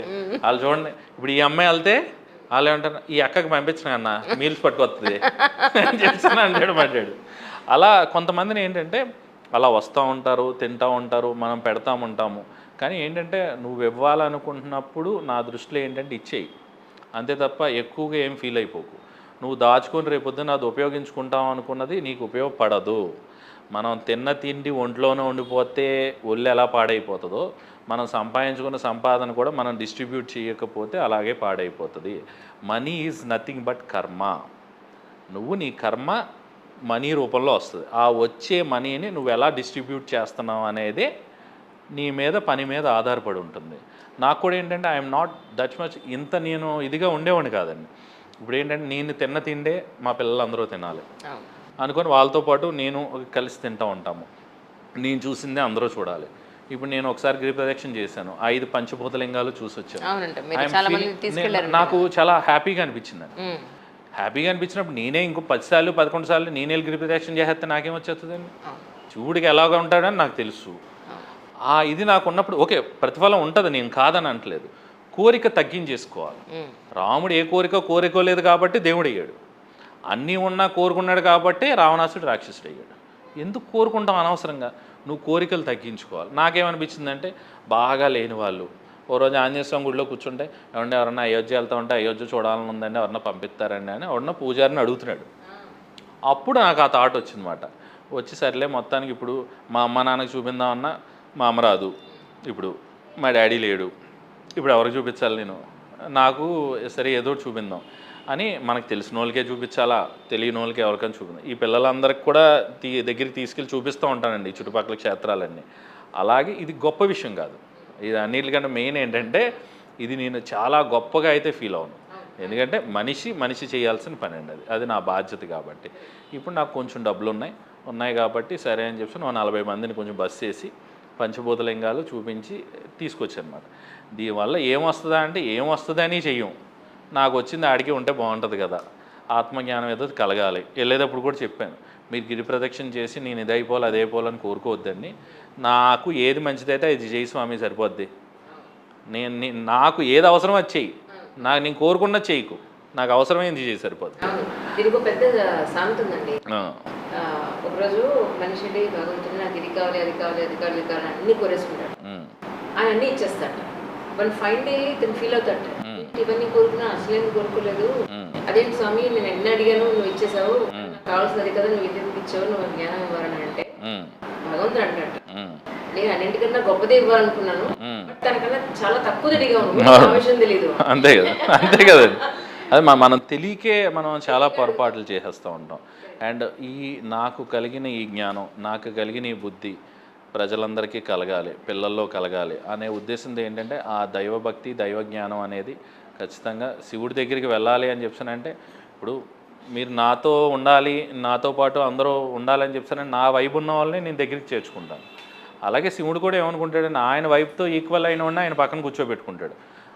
30 సార్లును 250 సార్లు గిరి ప్రదక్షిణ చేసినట్టు పక్కన వచ్చి స్వామి నేను వెళ్ళి నాకు 2 కోట్లు రావాలని చెప్పాను అనుకుంటే, ఓరు బాబు వీడికి 2 కోట్లు ఇచ్చేద్దాం రా బాబు నా దగ్గర వద్దని చెప్పాను, దాని ప్రతిఫలాన్ని మాత్రం ఇస్తాడు. కానీ స్వామివారి పక్కన కూర్చునే అర్హతని మనం మెయిన్ కోల్పోతాం. ఆ అర్హతను మనం సంపాదించుకోవాలి. ఆ దైవ జ్ఞానం మనకు ఖచ్చితంగా 200% ఉండాలి.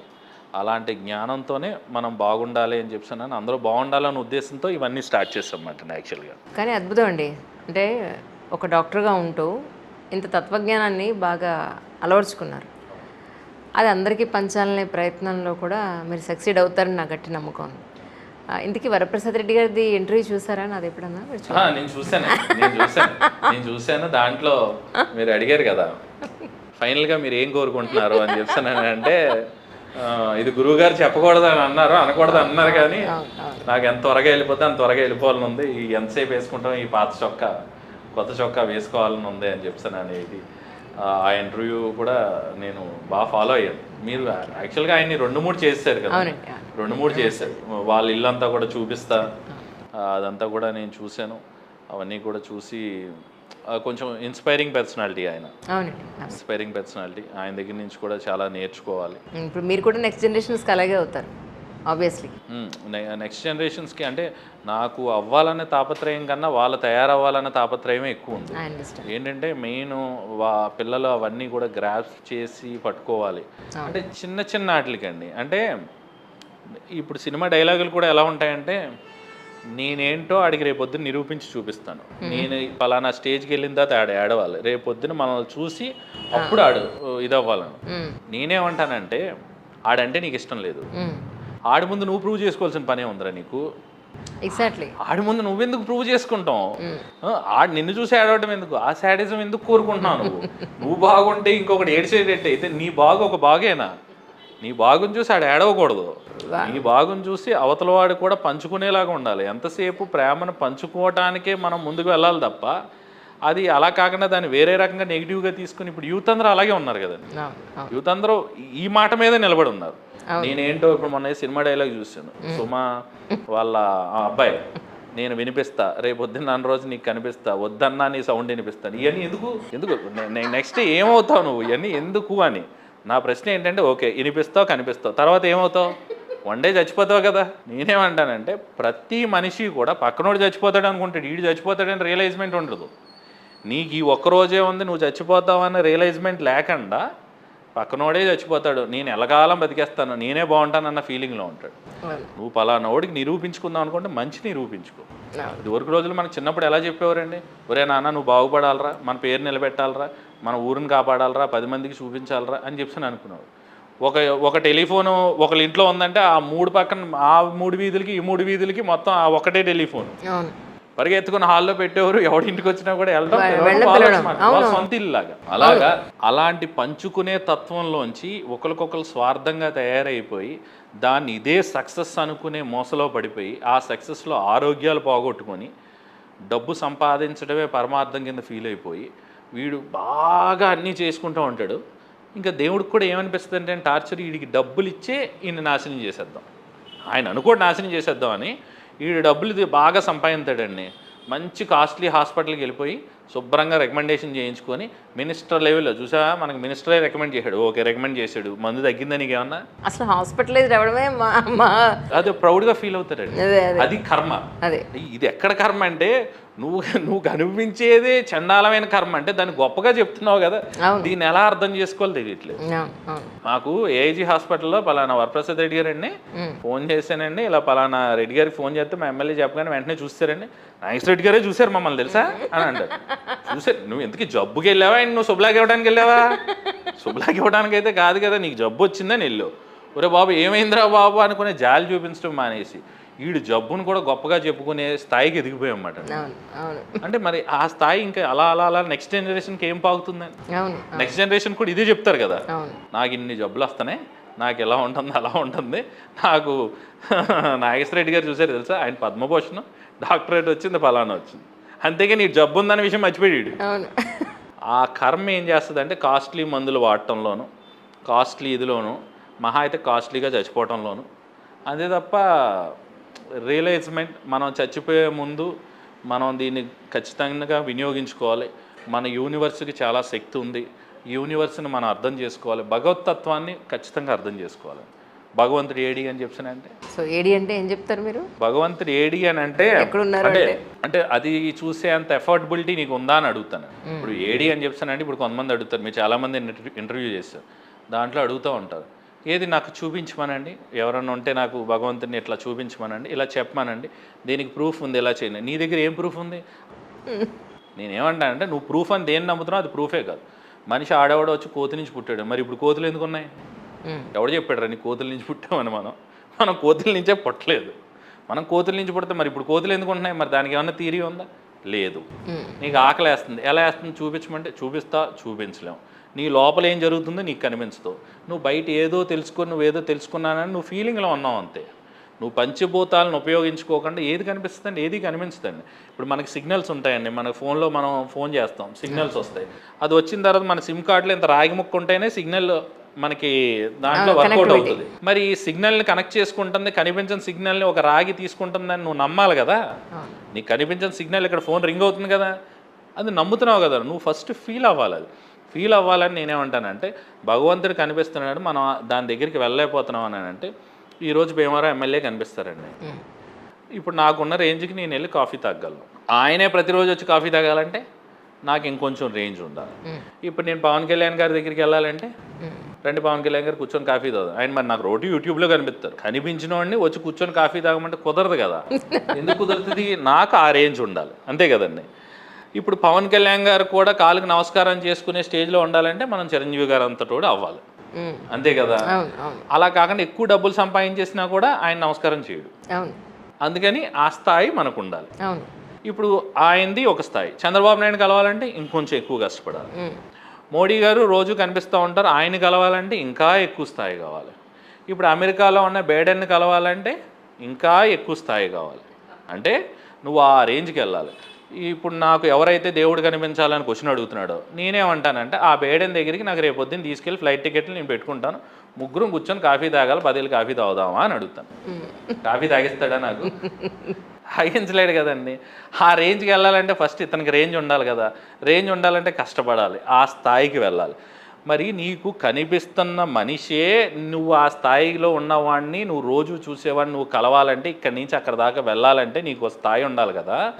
మరి అఖిలాండ కోటి బ్రహ్మాండ నాయకుడు అన్న ఇంత జగత్ సృష్టిని సృష్టించిన అంత దేవుడు నీ దగ్గరకు వస్తే నీ కళ్ళు నీ మాంసనేత్రాలు నీకు సరిపోతాయా? ఫస్ట్ నువ్వు ఎఫర్ట్ చేయగలవా? నువ్వు దేవుడు నువ్వు ఎఫర్ట్ చేయగలవా? ఈరోజు మీ ముగ్గురు వచ్చారండి, ఎఫర్ట్ చేయగలను. మీ సిగ్నేచర్ స్టూడియోస్ అందరూ వస్తే ఒకరోజు ఎఫర్ట్ చేయగలను, రెండో రోజు చేయలేను. అదే పవన్ కళ్యాణ్ గారు వచ్చి 10 రోజులు ఉంటారంటే నా వల్ల కాదు, అప్పులు అయిపోతాం, అంతే కదా. మరి అంత దేవుడు వచ్చి నీ దగ్గర ఉంటానంటే నీకు ఎఫర్ట్ చేసే అంత శక్తి ఉందా? ఫస్ట్ నేనేమంటానంటే నువ్వు ఫస్ట్ ఎఫర్ట్ చేసే శక్తి నువ్వు తెలుసుకో. నువ్వు కనిపించేదంతా ఏదో కనిపిస్తుందని చెప్పి అనుకుంటావు. ఒక్కొక్కరిని కామెంట్ చేయటం, ఇవన్నీ చేయటం అంటే హిందూ ధర్మంలో కూడా వేరే వాళ్ళు కామెంట్ చేసే స్థాయికి భగవంతుని దిగజార్చేశారండి. అంటే నీకు పలానా స్థాయిలో ఇప్పుడు నీకు పలానా పారాయణ చేసుకోండి. ఒక ఆయనకేమో ఆడపిల్లలు ఉన్నారంటండి, మగపిల్లోడు లేడంట. పలానా పారాయణ అంటే మళ్ళీ ఎందుకులే పేర్లు చెప్పడం అని చెప్తాను. ఇప్పుడు సుందరాకాండ పారాయణం చేయడం వల్ల మగపిల్లోడు పుట్టాడు. రేపు పొద్దున్న ఆడు వెళ్ళి 5 అయిన తర్వాత ఏదో హత్య చేస్తాడు, అది ఆంజనేయ స్వామి తప్పు అవుద్దా? ఎవడు పారాయణం చేయడం వల్ల ఎవరు తప్పు అవుతుందండి? అంతే కదా. అంటే ఒరే నువ్వు మగపిల్లోడు పుడితే రేపొద్దు నీ ఆస్తంతో దొబ్బేసి నేను బయటికి గెంటేస్తాడని నేను ఆడపిల్లని ఇచ్చాను రా అని భగవంతుడు చెప్తున్నాడు. నీ తెలివి మీరిపోయి నాకు ఆడపిల్ల వద్దు నాకు మగపిల్లోడు కావాలని ఒళ్ళు కొవ్వెక్కు కోరుకుంటుంది నువ్వు. దాన్ని సుందరాకాండ పారాయణం మీద పెట్టేసి అంటే దేవుడికి కూడా ఇంకా కోపం వచ్చేసి వీడికి మగపిల్లోడిని ఇస్తాడు. అంటే టార్చర్ భరించలేక అంటే వీడికి వద్దన్న పని ఎందుకు వీడికి ఆడపిల్ల అని చెప్తానంటే అంత శక్తివంతురాలైన ఆడపిల్లని నీకు ఇస్తున్నానంటే అది నువ్వు కాదనుకొని నువ్వు మగపిల్లని కోరుకుంటున్నావు అంటే నీది రాక్షస ప్రేమ కదా, నీకు రాక్షసత్వం కదా. అలాంటి ప్రేమతో నువ్వు ఉంటే పూజారులు దీన్ని పారాయణం చేయండి అని చెప్తున్నావు అంటే వేరే వాడు వచ్చి ఎందుకు కామెంట్ చేయడానికి ఖచ్చితంగా కామెంట్ చేస్తున్నాడు. నాకు ఈ మధ్య one of my family friend phone చేసి అన్నాడు, ఆయన అబ్బాయి అంటే ఆస్తి అంజలి, అమ్మాయి అంటే అప్పు, నువ్వు మీ అబ్బాయిని ఇలా ఉండు అలా ఉండు అని చెప్పని చాలా స్ట్రిక్ట్ చేస్తున్నావు, అది మంచి పద్ధతి కాదు, రేపు వాడు నేను చూడ్డు అన్నాడు.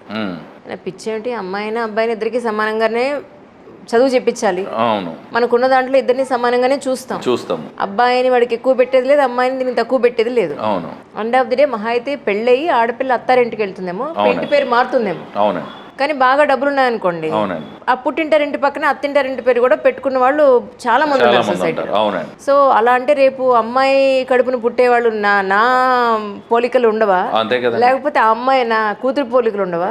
అలా ఎందుకు అనుకుంటున్నారు అని అంటే ఆయన దాని మీద చాలా ఆర్గ్యుమెంట్ చేశాడు నాతో. బాబా అలా ఎలా అవుతుంది అసలు, వీళ్ళ ఆస్తి అమ్మాయి అన్నది ఎప్పుడు అత్తారింటికి సంబంధించిన అమ్మాయి, అసలు అవతల వాళ్ళ ఇంట్లోనే ఉంటుంది. మామూలుగా హిందూస్లో ఉన్న దౌర్భాగ్యం ఏంటంటే ఇదేనా, అంటే ఒక మతాన్ని తీసుకొచ్చి సనాతన ధర్మం ఏదైతే ఉంటుందో ధర్మం మానేసి దాంట్లో ఒక మతాన్ని తీసుకొచ్చి ఆ మతంలో రూల్స్ పెట్టేసి, మరి ఇది వరకు వర్ణ వివక్షలు ఇవన్నీ ఎక్కడి నుంచి వచ్చినాయండి? చాలా మంది పెద్ద పెద్ద కులస్తులు అందరూ కూడా మామూలు లోపలికి వచ్చి దండం పెట్టుకుంటారని దండం పెట్టుకుని ఇచ్చేవారు కాదు. అక్కడి నుంచే కదా వాడు మేము ఇది అని చెప్పి తయారైపోయింది, అగ్రెసివ్గా తయారైపోయింది. దేవుడిని చూసి అర్హత నీకు లేకపోతే ఎలా? ఇప్పుడు ఒకడు 10,000 పెట్టుకున్నవాడు అక్కడ టికెట్ పెట్టుకుంటాడు, ఇంకొకటి ఇక్కడ ఉంటాడు, ఇంకోటి ఇక్కడ ఉంటాడు. ఆయన మాత్రం అక్కడి నుంచే చూస్తాడు నిన్ను. ఎవరినైనా మనిషి దేవుడు అక్కడి నుంచే చూస్తాడు. నువ్వు టికెట్ల దగ్గరకు నువ్వు దగ్గరికి వస్తున్నావు, మరి ఆయన మారుతాడేంటి? 10,000 టికెట్కి వస్తున్నాడు, రారా బాబు ఇంకొంచెం దగ్గర నీతో ఫోటో తీస్తానని అండవు. ఫ్రీ దర్శనం చేసిన వాడిని ఒకేలా చూస్తాడు, 10,000 టికెట్ పెట్టుకున్నవాడు కూడా ఒకటే ఆయనకి. నీ కర్మను బట్టి చూడటం ఆయన నేర్చుకుంటాడు. ఎస్. నువ్వు దేవుణ్ణి ప్రమోట్ చేస్తారండి. నాకు అదో దౌర్భాగ్యం. చాలా మంది ఏంటంటే ఇప్పుడు కృష్ణుడు Krishna says Krishna is God. Okay, కృష్ణుడు ఓకే, నువ్వు కృష్ణ తత్వం కదా ప్రచారం చేయాలి. కృష్ణుని ప్రచారం చేస్తావేంటి? ఆయనకి ఎందుకు రాబో ప్రచారం? ఆయన మహాజ్ఞాని. నువ్వు కృష్ణుని కాదు ప్రచారం చేయాల్సింది, కృష్ణుడిలో ఉన్న తత్వాన్ని మనం ప్రచారం చేయాలి, ధర్మాన్ని ప్రచారం చేయాలి. ఈరోజు రాముడికి దండం పెట్టుకొని వాళ్ళ తమ్ముడి మీద కేసు గెలవాలని బయటికి వెళ్తూ ఉంటారు. నీకు రామతత్వం ఏంటో నీకు తెలియదు. రాముడినే దండం పెట్టుకుంటున్నప్పుడు వాళ్ళ తమ్ముడి మీద కేసు గెలవాలని రాముడిని ఎలా కోరుకుంటాడు? అంటే నీకు అన్నదమ్ములు అనుబంధం వేస్ట్. ఇప్పుడు మరి లక్ష్మణుడు వాళ్ళ భార్య ఎంత గ్రేటు, వాళ్ళ తల్లి ఎంత గ్రేటు, ఆవిడ ఎంత బాగా చెప్పింది ఆవిడ.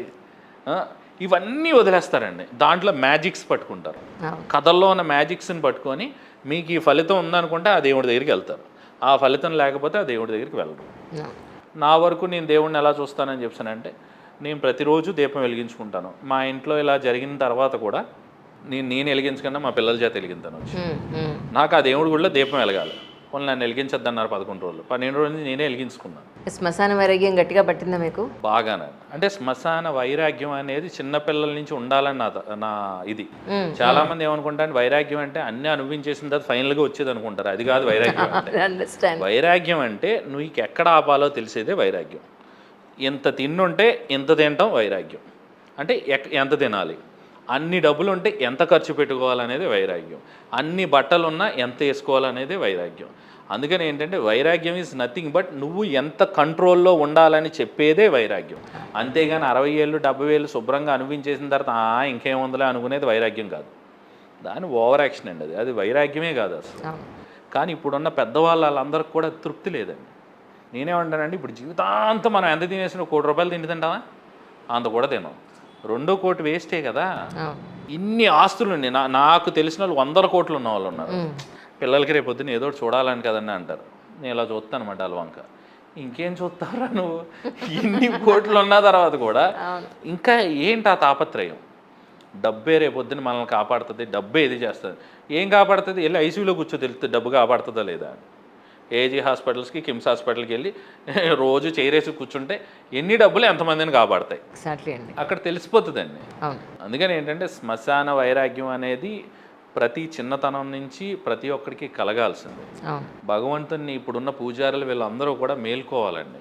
మేల్కొని భక్తి అంటే కోరికలు తీర్చుకోవడం కాదు, కోరికలు తగ్గించుకోవటం. భక్తి అంటే భగవంతుడిలాగా ప్రవర్తించటం, భగవంతుడిలాగా మనం ఆలోచించటం, భగవంతుడిలాగా ప్రేమ పంచటం. ఎంతసేపు మనమే భగవంతుడు అయితే మనం ఎలా అనుకుంటాం అనేది అహంకారం చెందకుండా ప్రతి మనిషిని సమానంగా చూసే తత్వమే నేను నమ్మే సనాతన ధర్మం. ఆ మనుషుల్ని సమానంగా చూడకుండా, పక్షుల్ని వాటిని సమానంగా చూడకుండా చూసేది ఎట్టి పరిస్థితుల్లో ధర్మం కాదు. ఇదివరకు నేను పార్వతీ పరమేశ్వరులకి కింద అటుపలు పెట్టేవాడిని. పెట్టినప్పుడు అది ఏయో చీమలు పట్టేసి వీళ్ళని అరిచేసేవాడిని. తినచ్చు కదా, చీమలు పట్టేస్తున్నాయి, అన్ని పట్టేస్తున్నాయి, వేస్ట్ అయిపోతున్నాయి. చీమలు కూడా తింటున్నాయి. తర్వాత ఏంటంటే పురుగులు తింటున్నాయి, పులు తిన్నాయి. కానీ ఎవాల్వ్ అవుతూ ఉంటారండి, ఎవాల్వ్ అవుతూ ఉంటాం. మరి నెక్స్ట్ టైం అంటే పులు అవి తింటాయి, అవి కూడా ఉన్నాయి కదా, అవి కూడా తింటాయి. పులు ఏగలు మూసిరు నీ తిన్నాయి. అలాగా అంటే ఇలా కాకుండా మనం దాన్ని కోపం కిందే చేసుకుంటూ వెళ్ళిపోయామంటే దాంట్లో పీక్స్కి వెళ్ళిపోతాం. అందుకని ఏంటంటే తత్వాలు తెలుసుకోండి. రామతత్వం ఏంటి? ఎందుకంటే రాముడు చేసిన ధర్మం కృష్ణుడి దగ్గర లేదండి. రాముడు ఏకపత్ని వ్రతుడు, కృష్ణుడు కాదే.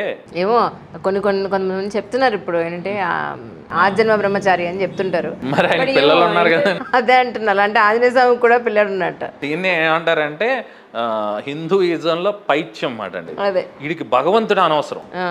ఆదివారం ఇంత పవిత్రమైన రోజురా బాబు అని నేను తెలుసుకున్నాను. ఇప్పుడు ఆదివారాన్ని ప్రమోట్ చేయడానికి నేను చాలా సాయశక్తిలో ప్రయత్నిస్తున్నాను.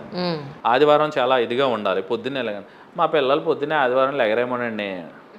ఇంక నేను ఏం చెప్పగలను, ఇంకేం చెప్తాను. కానీ ఆదివారం ఒక యజ్ఞం చేస్తున్నామండి, చాలా ప్రతిఫలం ఉంటుందండి. 5ంటికి ఉంటాడు ప్రతిఫలం కోసం. ఎందుకు? భగవంతుడి మీద భక్తి కాదు, ఆ ప్రతిఫలం ఏంటో చెప్తే బ్యానర్ మీద చిన్న స్లోగన్ చాలండి, పెద్దగా కాలమ్స్ కూడా అక్కర్లేదు. ధర్మం చెప్పబడినా అంటే ఎవడో ఫోన్ చేయడు. ఇంత ప్రతిఫలం ఉండబడును అని అనుకోండి, ప్రతిఫలం గురించి వచ్చేస్తాయి ఫోన్లు, నువ్వు పెడుతుంటే వచ్చేస్తూ ఉంటాయి. అంటే ఎప్పుడండి పూజ, ఎప్పుడండి ఏమేమి తీసుకురావాలండి, ఇంకేమైనా పట్టురావాలండి, ఇవన్నీ తేవాలమంటారా, లేకపోతే మామూలుగా వచ్చేస్తే సరిపోద్ది అంటారా? ఓ పావుగంట ముందు రమ్మంటారా, తర్వాత రమ్మంటారా, వెళ్ళిపోయేటప్పుడు ఏమైనా ప్రసాదం ఇస్తారా అండి? అంటే ప్రతిఫలం అని ఇంత కాలంలో చిన్నది రాసినా చాలండి, ఆ ప్రతిఫలం దగ్గరికి వెళ్ళిపోద్ది కళ్ళు అని. అంతేగాని ఆ భగవత్ తత్వాన్ని అర్థం చేసుకునే ఇది లేదండి. నా బాధల్లో ఏంటంటే ఏంటో శివుడేమో ఏమీ లేకుండా బతుకుతాడు, ఈడేమో అన్నీ వెళ్ళి ఆయన టార్చర్ పెట్టేస్తూ ఉంటాడు, వీడికి ఎంత ఉండి. నాకు తెలిసిన వాళ్ళు చాలామంది ఉన్నారు. మేము శివభక్తులేనండి, నేను ప్రతి పౌర్ణమికి వెళ్తాను, దేనికి అడుగు తినడానికి కాబట్టి నేను అనుకుంటా ఉంటాను, వీడి పిల్లికి పిచ్చం పెట్టి వీడు వెళ్ళి ప్రతి పౌర్ణమికి వెళ్ళి శివుని టార్చర్ పెట్టేయడం తప్ప వీడు ఏం చేస్తున్నాడు, వీడు వెళ్ళి వీడు అన్నిసార్లు వెళ్ళకపోతే వీడి ఇంట్లో పని ఉండకుండా తీసుకెళ్ళచ్చు కదా, వీడే ప్రతి పౌర్ణమికి వెళ్ళి ఆ పుణ్యం అంతా వీడికే వచ్చేయాలి. వాళ్ళు వచ్చి జ్ఞానంగా ఉండి ఏమన్నా ఉంటావా, ఉండవు. శివుడిలో బతుకుతావు, బతకవు, ఇంకా కావాలి నీకు, ఇంకా కావాలి అంటే ఓ మెర్సిడీస్ సరిపోదు వీడికి. వాళ్ళు దాంట్లో తృప్తి ఉన్నాడని దేదీ సరిపోదు, వాళ్ళు అది ఉందని ఎసుగు తిరుగుతా తిరగవు. అంటే దౌర్భాగ్యం అండి. నీకు డబ్బు ఇచ్చి నిన్ను ఎలా నాశనం చేయాలో అలా చేసేస్తాడు. కానీ చిన్న చిన్న జనం అందరూ ఏంటంటే వాళ్ళని చూసి పాడైపోతున్నారు. అదేనండి ఎగ్జాక్ట్లీ బాధ కూడా. వాళ్ళని చూసి వాళ్ళ దగ్గర డబ్బు ఉందిరా బోలని సుఖపడతారా, నీ బొంద సుఖపడతారు. నన్ను అడిగితే నేను చెప్తాను, డబ్బులో నిజంగా సుఖం లేదు, ఎప్పుడూ ఉండదండి. నేను మా ఆవిడ చాలా చిన్నగా, మేము బోర్న్ విత్ గోల్డెన్ స్పూన్ అయిన ఇద్దరం లవ్ మ్యారేజ్ చేసుకున్న కొత్తలో చాలా లోవర్ మిడిల్ క్లాస్ ఇదిగా బతికేవాళ్ళం. మా డాడీ కూడా ఎంత అవసరం అంతే ఇవ్వాలి అంటే మా డాడీ అలా చేయటం ఇప్పుడు ఎందుకు మంచిదైందని నాకు ఇప్పుడు తెలుస్తుంది. అంటే ప్రతి సెగ్మెంట్ నేను అర్థం చేసుకోగలిగాను. అలాగా ప్రతి దాంట్లోనూ చాలా డబ్బు తక్కువగా ఉన్నప్పుడు మీ ఇద్దరం చాలా క్లోజ్గా ఉండేవాళ్ళం.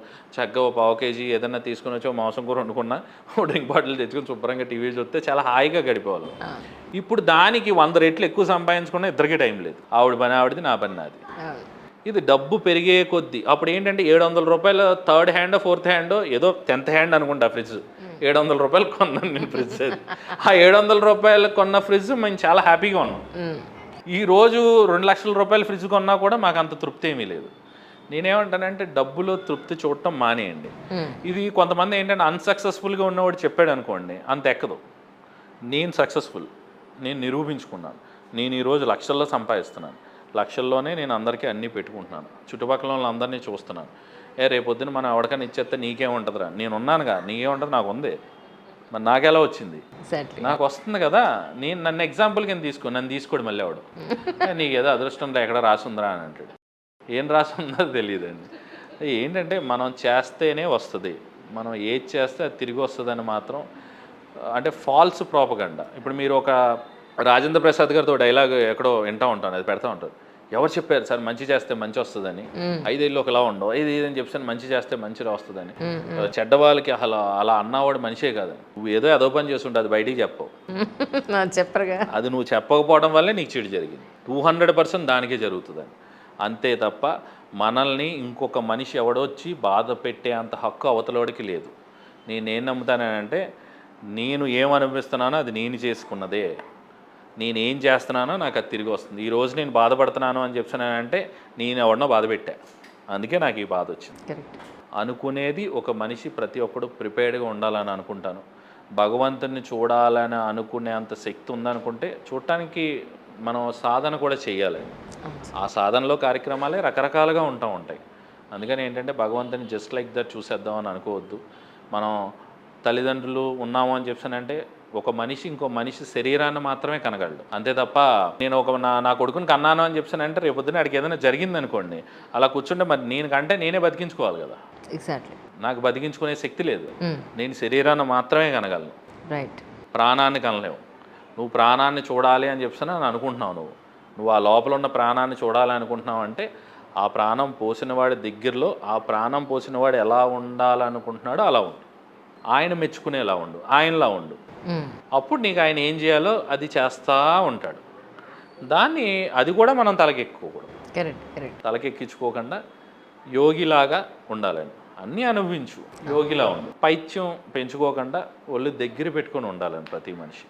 అంటే నా వరకు చాలామంది కామెంట్ చేసినా ఇంకోటి చేసినా కొంతమంది ఇప్పుడు పేషెంట్లు వచ్చి ఎవరన్నా గట్టిగా మాట్లాడితే మనం ఏం చేస్తాం, మనం గట్టిగా మాట్లాడితే మనం గట్టిగా మాట్లాడాలి, తిరిగి సమాధానం చెప్పాలి, గట్టిగా సమాధానం చెప్పాలి, మనం ఎదుర్కొనడానికి రెడీగా ఉండాలి, అన్నిటికి సిద్ధపడి ఉండాలి. నీది సత్యం నిజాయితీగా ఉండేటట్టయితే ఎవరిని లెక్క చేయాల్సిన పని లేదు. అయితే ఈ ధర్మ వికాసం కార్యక్రమంలో మీరు పిల్లలకు నేర్పించేది ఏమిటి అని అంటే ఏం చెప్తారు సార్? పిల్లలకు మేము నేర్పించేది ఏంటంటేనండి తత్వబోధన. అంటే ఫస్ట్ పంచభూతాలను మనం ఏ విధంగా సమానత్వం చూపిస్తుంది, ప్రకృతి నుంచి మనం ఏం నేర్చుకోవచ్చు. ఒక సూర్యుడు ఉన్నాడంటే దాని తేజస్సు ఏంటి, దాంట్లో మనకు వచ్చేది ఏంటి, ఒక సూర్యుడు సమానత్వాన్ని ఎలా చేయగలడు. భీమవరంలో డబ్బున్నవాడి మీద కావచ్చు, హైదరాబాద్లో డబ్బున్నవాడి మీదైనా, మోడీ ఇంటి మీదైనా, ఎవరి ఇంటి మీదైనా ఒకేలాగా సూర్యకిరణం ఉంటుంది. అంతేగాని గుడిసెలో వాడి దగ్గర ఒకలాగా, నా దగ్గర ఒకలాగా ఉండదు. అలాంటి సమానత్వం మనకు ఉండాలి. ప్రకృతి నుంచి నేర్చుకోవాలి. మనం కార్బన్ డైఆక్సైడ్ వదులుతూ ఉంటే అది ఆక్సిజన్ ఇస్తూ ఉంటుంది. అలాగే చెట్లు కూడా ఏంటంటే ఒక సీజన్ దానిది కాదు, 3 సీజన్లు దాని కాదు, ఒక సీజనే దానిది. కానీ దాని సీజన్ వచ్చినప్పుడు మాత్రం అది ఖచ్చితంగా అది పళ్ళునిస్తుంది, అవతల వాళ్ళకి సహాయం చేస్తుంది. అంటే దాని రోజు కానప్పుడు కూడా అది సైలెంట్గానే ఉంటుంది, దాని రోజు వచ్చినప్పుడు కూడా అది ఫలాన్ని ఇచ్చి ఆ ఫలాన్ని నీకు అందజేస్తానే ఉంటుంది. మళ్ళీ దానికి అదే తినేది, నీకే ఇస్తుంది. అది దాని రోజు వచ్చిన రోజు కూడా నీకోసమే బతుకుతుంది. అది నువ్వు భూమిలో ఎంత చెత్తా చెదారం వేసినా, ఎంత అశుద్ధం లోపలికి వేసినా కూడా అలాంటి దాన్ని అన్నింటినీ శక్తి కింద మార్చుకొని మళ్ళీ నీకు మొక్క రూపంలో నీకు అన్నం పెడుతుంది. అలాంటి భూమాత గురించి నువ్వు తెలుసుకోవాలి, అలాంటి సూర్యభగవానుడి గురించి నువ్వు తెలుసుకోవాలి. ఇది మతం కాదు, ధర్మం. ఇది మీరే చెప్తున్నారా పిల్లలు? ఇది లేదండి, ఒక టీచర్ ఉన్నారు, వాళ్ళకి తత్వబోధన అంటే ఫస్ట్ చిన్న శ్లోకాలు చెప్పడం, ఆ శ్లోకాల రూపంలో ఉండే తత్వం చెప్పడం. తద్వారా నెక్స్ట్ ఇంకో క్లాస్ ఏంటంటే మేము 6 o'clock స్టార్ట్ చేస్తాం, 7:30 వరకు ఏంటంటే శ్లోకాల రూపంలో వాటిలో దైవస్మరణ ఎలా చేసుకోవాలి పొద్దున్నే ఆదివారం, ప్రతి ఆదివారం. మొన్న రీసెంట్గానే స్టార్ట్ చేసామండి, లాస్ట్ సండేతో. అంటే మేము 14th జూలై నుంచి స్టార్ట్ చేసాము. అలా మెల్లమెల్లగా మేము 7:30 to 8 మళ్ళీ బ్రేక్ ఇచ్చి 8 to 9:30 ఏంటంటే నీతి కథలు, కేవలం కథల రూపంలో చెప్పడం, ఇన్స్పైరింగ్ స్టోరీస్ అన్నింటినీ కథల రూపంలో చెప్పడం. అండ్ భగవత్ తత్వాలు ఇవన్నీ కూడా దేవుణ్ణి, ఇప్పుడు లలితాదేవి ఉన్నారని చెప్పానంటే ఆవిడ ఫోటోని చూపించి ఆవిడ చెరుగ్గాడు ఎందుకు పట్టుకుంటారు, కత్తి ఎందుకు ఉంటుంది, అలా ఆవిడ చేతిలో ఉండే ప్రతి దాని గురించి కూడా ఎందుకు ఉంటాయి, దాని తత్వం ఏంటి, రైట్, అలా మనం కథల రూపంలో చెప్పడం. అలా ఒక భగవంతుణ్ణి వర్ణించటం. భగవతత్వం అంటే వాళ్ళు ప్రతి దాంట్లోనూ పెట్టుకున్నారని చెప్పానంటే కేవలం నీకు అభయం ఇచ్చేయడానికే కాదు, దానికి ఒక తత్వం ఉంది. ఆ తత్వాన్ని నువ్వు తెలుసుకుంటే సరిపోదు, దాన్ని నువ్వు పాటించాలి, అప్పుడు మనకి మేలు జరుగుతుంది. అలాగ గొప్ప గొప్ప స్టోరీస్ అవన్నీ కూడా పిల్లల చేత చేయించడం. ఫస్ట్ సరస్వతి పూజతో స్టార్ట్ చేసామండి. ఒక 3 months తర్వాత ఏంటంటే గోపూజ చేయిస్తాం. మళ్ళీ 3 months తర్వాత ఏంటంటే వాళ్ళకి ఈ లోపు మంత్రం కానీ ఇటువంటివి కానీ రావడంతో ఏంటంటే వాళ్ళకి 6 months తర్వాత ఏంటంటే యజ్ఞం చేయిస్తాం వాళ్ళ చేత. మళ్ళీ 3 months తర్వాత ఏమో యజ్ఞంతో పాటు అన్నదానం చేయిస్తాం పిల్లల చేత. మళ్ళీ లాస్ట్ మంత్లో ఏంటంటే వ్రతం చేయించడం, ఒక మంచి జీవన విధానం. అలాగా 3 monthsకి ఒక ప్రోగ్రాం పెట్టుకుంటూ ఎవ్రీ సండే కూడా ఇలాంటి తత్వబోధనలు చేస్తూ వాళ్ళలో పరివర్తన తీసుకొచ్చే కార్యక్రమాలన్నీ చేయటం. ఆదివారం ఖచ్చితంగా ఎంత నిష్టగా ఉండాలని చెప్పడం, ఖచ్చితంగా పొద్దున్నే లెగాలి. అండ్ ఇంటర్వ్యూ చూసిన వాళ్ళు అందరూ కూడా, ఈ చుట్టుపక్కల ఉండే పిల్లలందరూ కూడా నా కోరిక ఏంటంటే మా వాళ్ళ పిల్లలు పొద్దున్నే లెగరండి, ఇటువంటివన్నీ చెప్పకుండా ఆదివారం యొక్క ఇంపార్టెన్స్ తెలుసుకోండి. వాళ్ళు లేపి పంపడమే. సనాతన ధర్మం యొక్క ఇంపార్టెన్స్ ఖచ్చితంగా తెలుసుకోవాలండి. సనాతన ధర్మం అంటే మతం కాదు, ఒక మనిషిని మనిషిగా నిలబెట్టే తత్వం. ఒక కుక్కలా బతుకుతుంది, ఒక సింహంలా బతుకుతుంది. ఒక మనిషి నువ్వు మనిషిలా బతుకు, నీ మనిషి జన్మను సార్థకత చేసుకో. ఆ సార్థకత అనేది ఏంటంటే ఇట్లా చేసుకోవచ్చు. అంటే వేరే మతం ఉన్న వాళ్ళకి మరి ఇది పనికిరాదండి, ఆడు ఏదో కింద తయారైపోతాడంటే కాదు. ఎవడైనా కూడా, అందుకే అన్నాను మనిషిలా బతకడం. నీకు దీంట్లో మతంతో సంబంధం లేదు. మతం లేకుండా ఏమీ లేకుండా శుభ్రంగా నువ్వు కూర్చొని నువ్వు మనిషిని మాత్రమే గౌరవించు, అందరు మనుషుల్ని సమానంగా చూడు. దేవుడు అంతకంటే మెచ్చుకునేది ఏముంది? పోనీ నాకు దేవుడు ఆశ కూడా అక్కర్లేదని అనుకో, నేను ఆయన దూరం నుంచే చూసుకుంటా ఉంటాను. నేను దాన్ని భగవంతుడు అనుకొని నేను ఆయన కొలుచుకుంటాను. నాకు ఒక్కొక్కసారి శక్తి ఉండదండి, నాకు కంట్రోల్ చేసుకునే శక్తి ఉండదు. అంత శక్తి అంటే నేనే ఇదేదో అయిపోతాను కదా, నేను అలాగే దండం పెట్టుకుంటాను. నాకు అంత సీన్ లేదు. ఇప్పుడు నా ఇంద్రియాలను కంట్రోల్ చేసుకొని నేను అక్కడికి వెళ్ళి నేను ఉద్ధరించేసే సీనే ఉంటే నేను నీ పక్కన ఫోటో అయిపోతుంది కదా. నాకు అంత సినిమా లేదు, నాకు అంత సీన్ లేదు. అందుకని నాకు ఒళ్ళు కొవ్వెక్కి, నాకు కళ్ళు నెత్తికెక్కి ఇలాంటివి ఏమన్నా ఉంటాయి అవన్నీ కూడా నీ పాదాల కింద తొక్కి, కావాలంటే తొక్కి నార తీసైనా కూడా నన్ను లైన్లో పెట్టు, నన్ను ఒళ్ళు దగ్గర పెట్టుకునేలా చెయ్యి. నేను భగవంతుని అంత నిష్టగా నేను కోరుకుంటాను. నేను ఇది చేయలేకపోతున్నాను, నేను కంట్రోల్ చేసుకోలేకపోతున్నాను. కానీ కంట్రోల్ నిన్నే ఎందుకు అడుగుతున్నానంటే ఇవన్నీ ఇచ్చింది నువ్వు కదా, నువ్వు ఇచ్చిన దాంతో నేను పాడవుతున్నాను, అది నేను తెలుసుకోలేకపోతున్నాను. పాడైపోతున్నాను విషయం తెలుసు నాకు, కానీ నేను కంట్రోల్ చేసుకోలేకపోతున్నాను. అందుకని నువ్వు ఇప్పుడు ఇంటర్ఫియర్ అవ్వాల్సిందే, నువ్వు ఎట్టి పరిస్థితుల్లో. అందుకని ఇచ్చినోడు ఇంటర్ఫియర్ అవుతాడు అప్పుడు. ఆ తత్వం రావాలి. అలా కాకుండా నాకు ఏదో కావాలని అనుకోవద్దు. నువ్వు ఎంత వచ్చినా ఏదొచ్చినా నువ్వు సాటిస్ఫై అవ్వవు. ఎట్టి పరిస్థితుల్లో మనం సాటిస్ఫై అవ్వలేమండి. ఇప్పుడు మనం ఈ పిల్లలు మొన్న అడిగాను నేను, నీకు ఏది వస్తే సాటిస్ఫాక్షన్ అని. నీకు మీరు ఇలా 4 అన్నదమ్ములు అంటే 4 స్టేర్లు బిల్డింగ్ కట్టేసి ఒక్కొక్కరికి 5 లక్షలు డిపాజిట్ చేసేసి మంచి ఉద్యోగాలు చేసుకొని మేము 3 పిల్లలతో ఇదే ఉంటాయి, నువ్వు హ్యాపీగా ఉంటే అక్కడతో సరిపోద్ది అనుకున్నా. అప్పుడు అనుకోను కదా సార్, మరి నువ్వు ఏం తెలుసుకోవాలని. ఆ అమ్మాయి గొప్ప మాట అంది, అక్కడతో ఆగిపోవాలి సార్, ఆగిపోవాలి. మనం ఒక దాని దగ్గరికి వెళ్తే అక్కడ ఆగిపోవటం నేర్చుకోవాలి. ఇంకా కావాలని అనుకో, డ్రీమ్స్ పెద్దవి పెట్టుకొని థింక్ బిగ్. ఏం బిగ్? నువ్వు ఏం బిగ్ చేసినా నువ్వు మళ్ళీ స్మాల్ అయిపోయి ఇక్కడ పడుకోవాలి నువ్వు. అందుకని ఏంటంటే నువ్వు ఎంతో పెద్దగా అయిపోదామని ఎక్కువ ఆలోచించుకో. నువ్వు ఎంత పెద్దగా అయినా ఏమైనా కూడా భగవంతుడు అమెరికా బైడెన్ గాడికి ఒకటేలా రూట్ కెనాల్ చేయాలి, ఇక్కడ ఉన్న మీకైనా నాకైనా ఒకేలా రూట్ కెనాల్ చేయాలి. అంటే వాడి బాడీలో సిస్టమ్ అట్లా పెట్టేసాడు. అంతే సార్, అంతే. సిస్టమ్ అలా పెట్టినప్పుడు నువ్వు ఆ సిస్టమ్ అని దాటి నువ్వు ఏం చేయలేవు. అందుకని ఏంటంటే ఈ బయట తిరిగే వాటికి అన్నిటిని పట్టుకున్నావా నువ్వు పోతావు, నాశనం అయిపోతావు. అందుకని ఇది ఒక్కరి జన్మ, తర్వాత మళ్ళీ ఏం దొరుకుద్దో మనకి తెలియదు. అందుకని ఒళ్ళు దగ్గర పెట్టుకుని ఉండాలని అందరికీ చెప్పేది ఏంటంటే, అది అవతల వాళ్ళు ఏమనుకున్నా కూడా ఒళ్ళు దగ్గర పెట్టుకొని ఉండాలి. ప్రతి ఒక్కరు లిమిట్స్లో ఉండాలి, లిమిట్స్ క్రాస్ అవ్వకూడదు. మగవాళ్ళలాగా ఆడవాళ్ళలాగా చక్కగా బిహేవ్ చేసుకోవాలి. వాళ్ళ పరిధులు తెలుసుకోవాలి. పరిధి దాటామా మనం పాడైపోతాం, అంతే కదండి. అలలో ఇక్కడ నేను చూస్తే బాగుంటుంది, అక్కడ దాకా కాలు తడుపుకుంటే బాగుంటుంది, అక్కడే కూర్చొని స్నానం చేస్తే బాగుంటుంది. పరిధి దాటి లోపలికి వెళ్తే ఇంకంతే అయిపోయి ఉంది. అందుకని ఏంటంటే పరిధి దాటి ఏది చూద్దామని అనుకోకు, ఎక్స్ట్రీమ్కి వెళ్ళావా పోతావు. ఎక్సెప్ట్ లవ్, ప్రేమ ఒకటే నువ్వు ఎంత ఇచ్చినా కూడా ఇంకా ఇవ్వాలనిపించేస్తూ ఉంటుంది. అది కావాలంటే 10 రెట్లు 20 రెట్లు రేపొద్దున పాడైపోతే పోతాం. ఏమో ప్రేమ అంటేనే ఇవ్వడం, అంతే. అంతే. ఇప్పుడు నేను అదే అనుకుంటా, రేపొద్దున ఇలాగే బోలంతమంది ఖర్చు పెట్టి అన్నీ చేసిన వాళ్ళు పోయారండి, బోలంత ఖర్చు పెట్టి పాడైపోయారండి. దాన్నే ఉందంటే రేపొద్దున ఇది క్లినిక్ పోయి అన్నీ పోయినాయి అనుకుంటే కూరగాయల షాప్ పెట్టుకుంటాను, లేదా మా అబ్బాయి పెట్టుకుంటే ఆ టమాటాలు కడతా ఉంటాడు, మా ఆవిడ పచ్చిమిరకాయలు కడతాను, నీకేం కావాలని ఎదుగుతాను. నాకు బతకడం ఇంపార్టెంట్, నేను ఎలా బతికితే నీకేంట్రా బాబు బాధ, నేను బాగానే ఉన్నాను కదా. మా ఆవిడ టమాటాలు కట్టడానికి, మా అబ్బాయి ఇది ఉండటానికి నాకేం, వాళ్ళకి ప్రాబ్లం లేదు, వాళ్ళకి లేని ప్రాబ్లం నీకెందుకు. నేను అదే అంటాను, అవసరమైతే ఏ హిమాలయాలకు వెళ్ళి ఏ ఇడ్లీలు బండివాడి దగ్గర ఉంటే ఇడ్లీలు వేసుకుంటే బతుకుతాను. ఇప్పుడు నీకెందుకు? నువ్వు నన్ను జడ్జ్ చేయడం మానేసి నీ తత్వాన్ని నువ్వు తెలుసుకో. నువ్వు పక్కన ఉద్ధరించక్కర్లేదు. ఫస్ట్ లేదు, మీ చుట్టుపక్కల మీ హాస్పిటల్లో ఉన్న పిల్లలందరూ మీరంటే చాలా అభిమానం ఉండవు. అసలు మీకు ఏదైనా జీవం కుట్టినా వాళ్ళేమి సహించరు. నేనేమంటున్నానంటే అంత పెంచేసుకోకూడదు అంటాను నేను. ఎంతసేపు సారా ప్రాధాన్యం అంటే వీళ్ళ టార్చర్ ఎలా ఉంటుంది అంటేనండి, నన్ను ప్రేమించేసి నన్ను పొగిడేయడం సరిపోద్ది, ఫాలో అవరు. అది నా బాధ.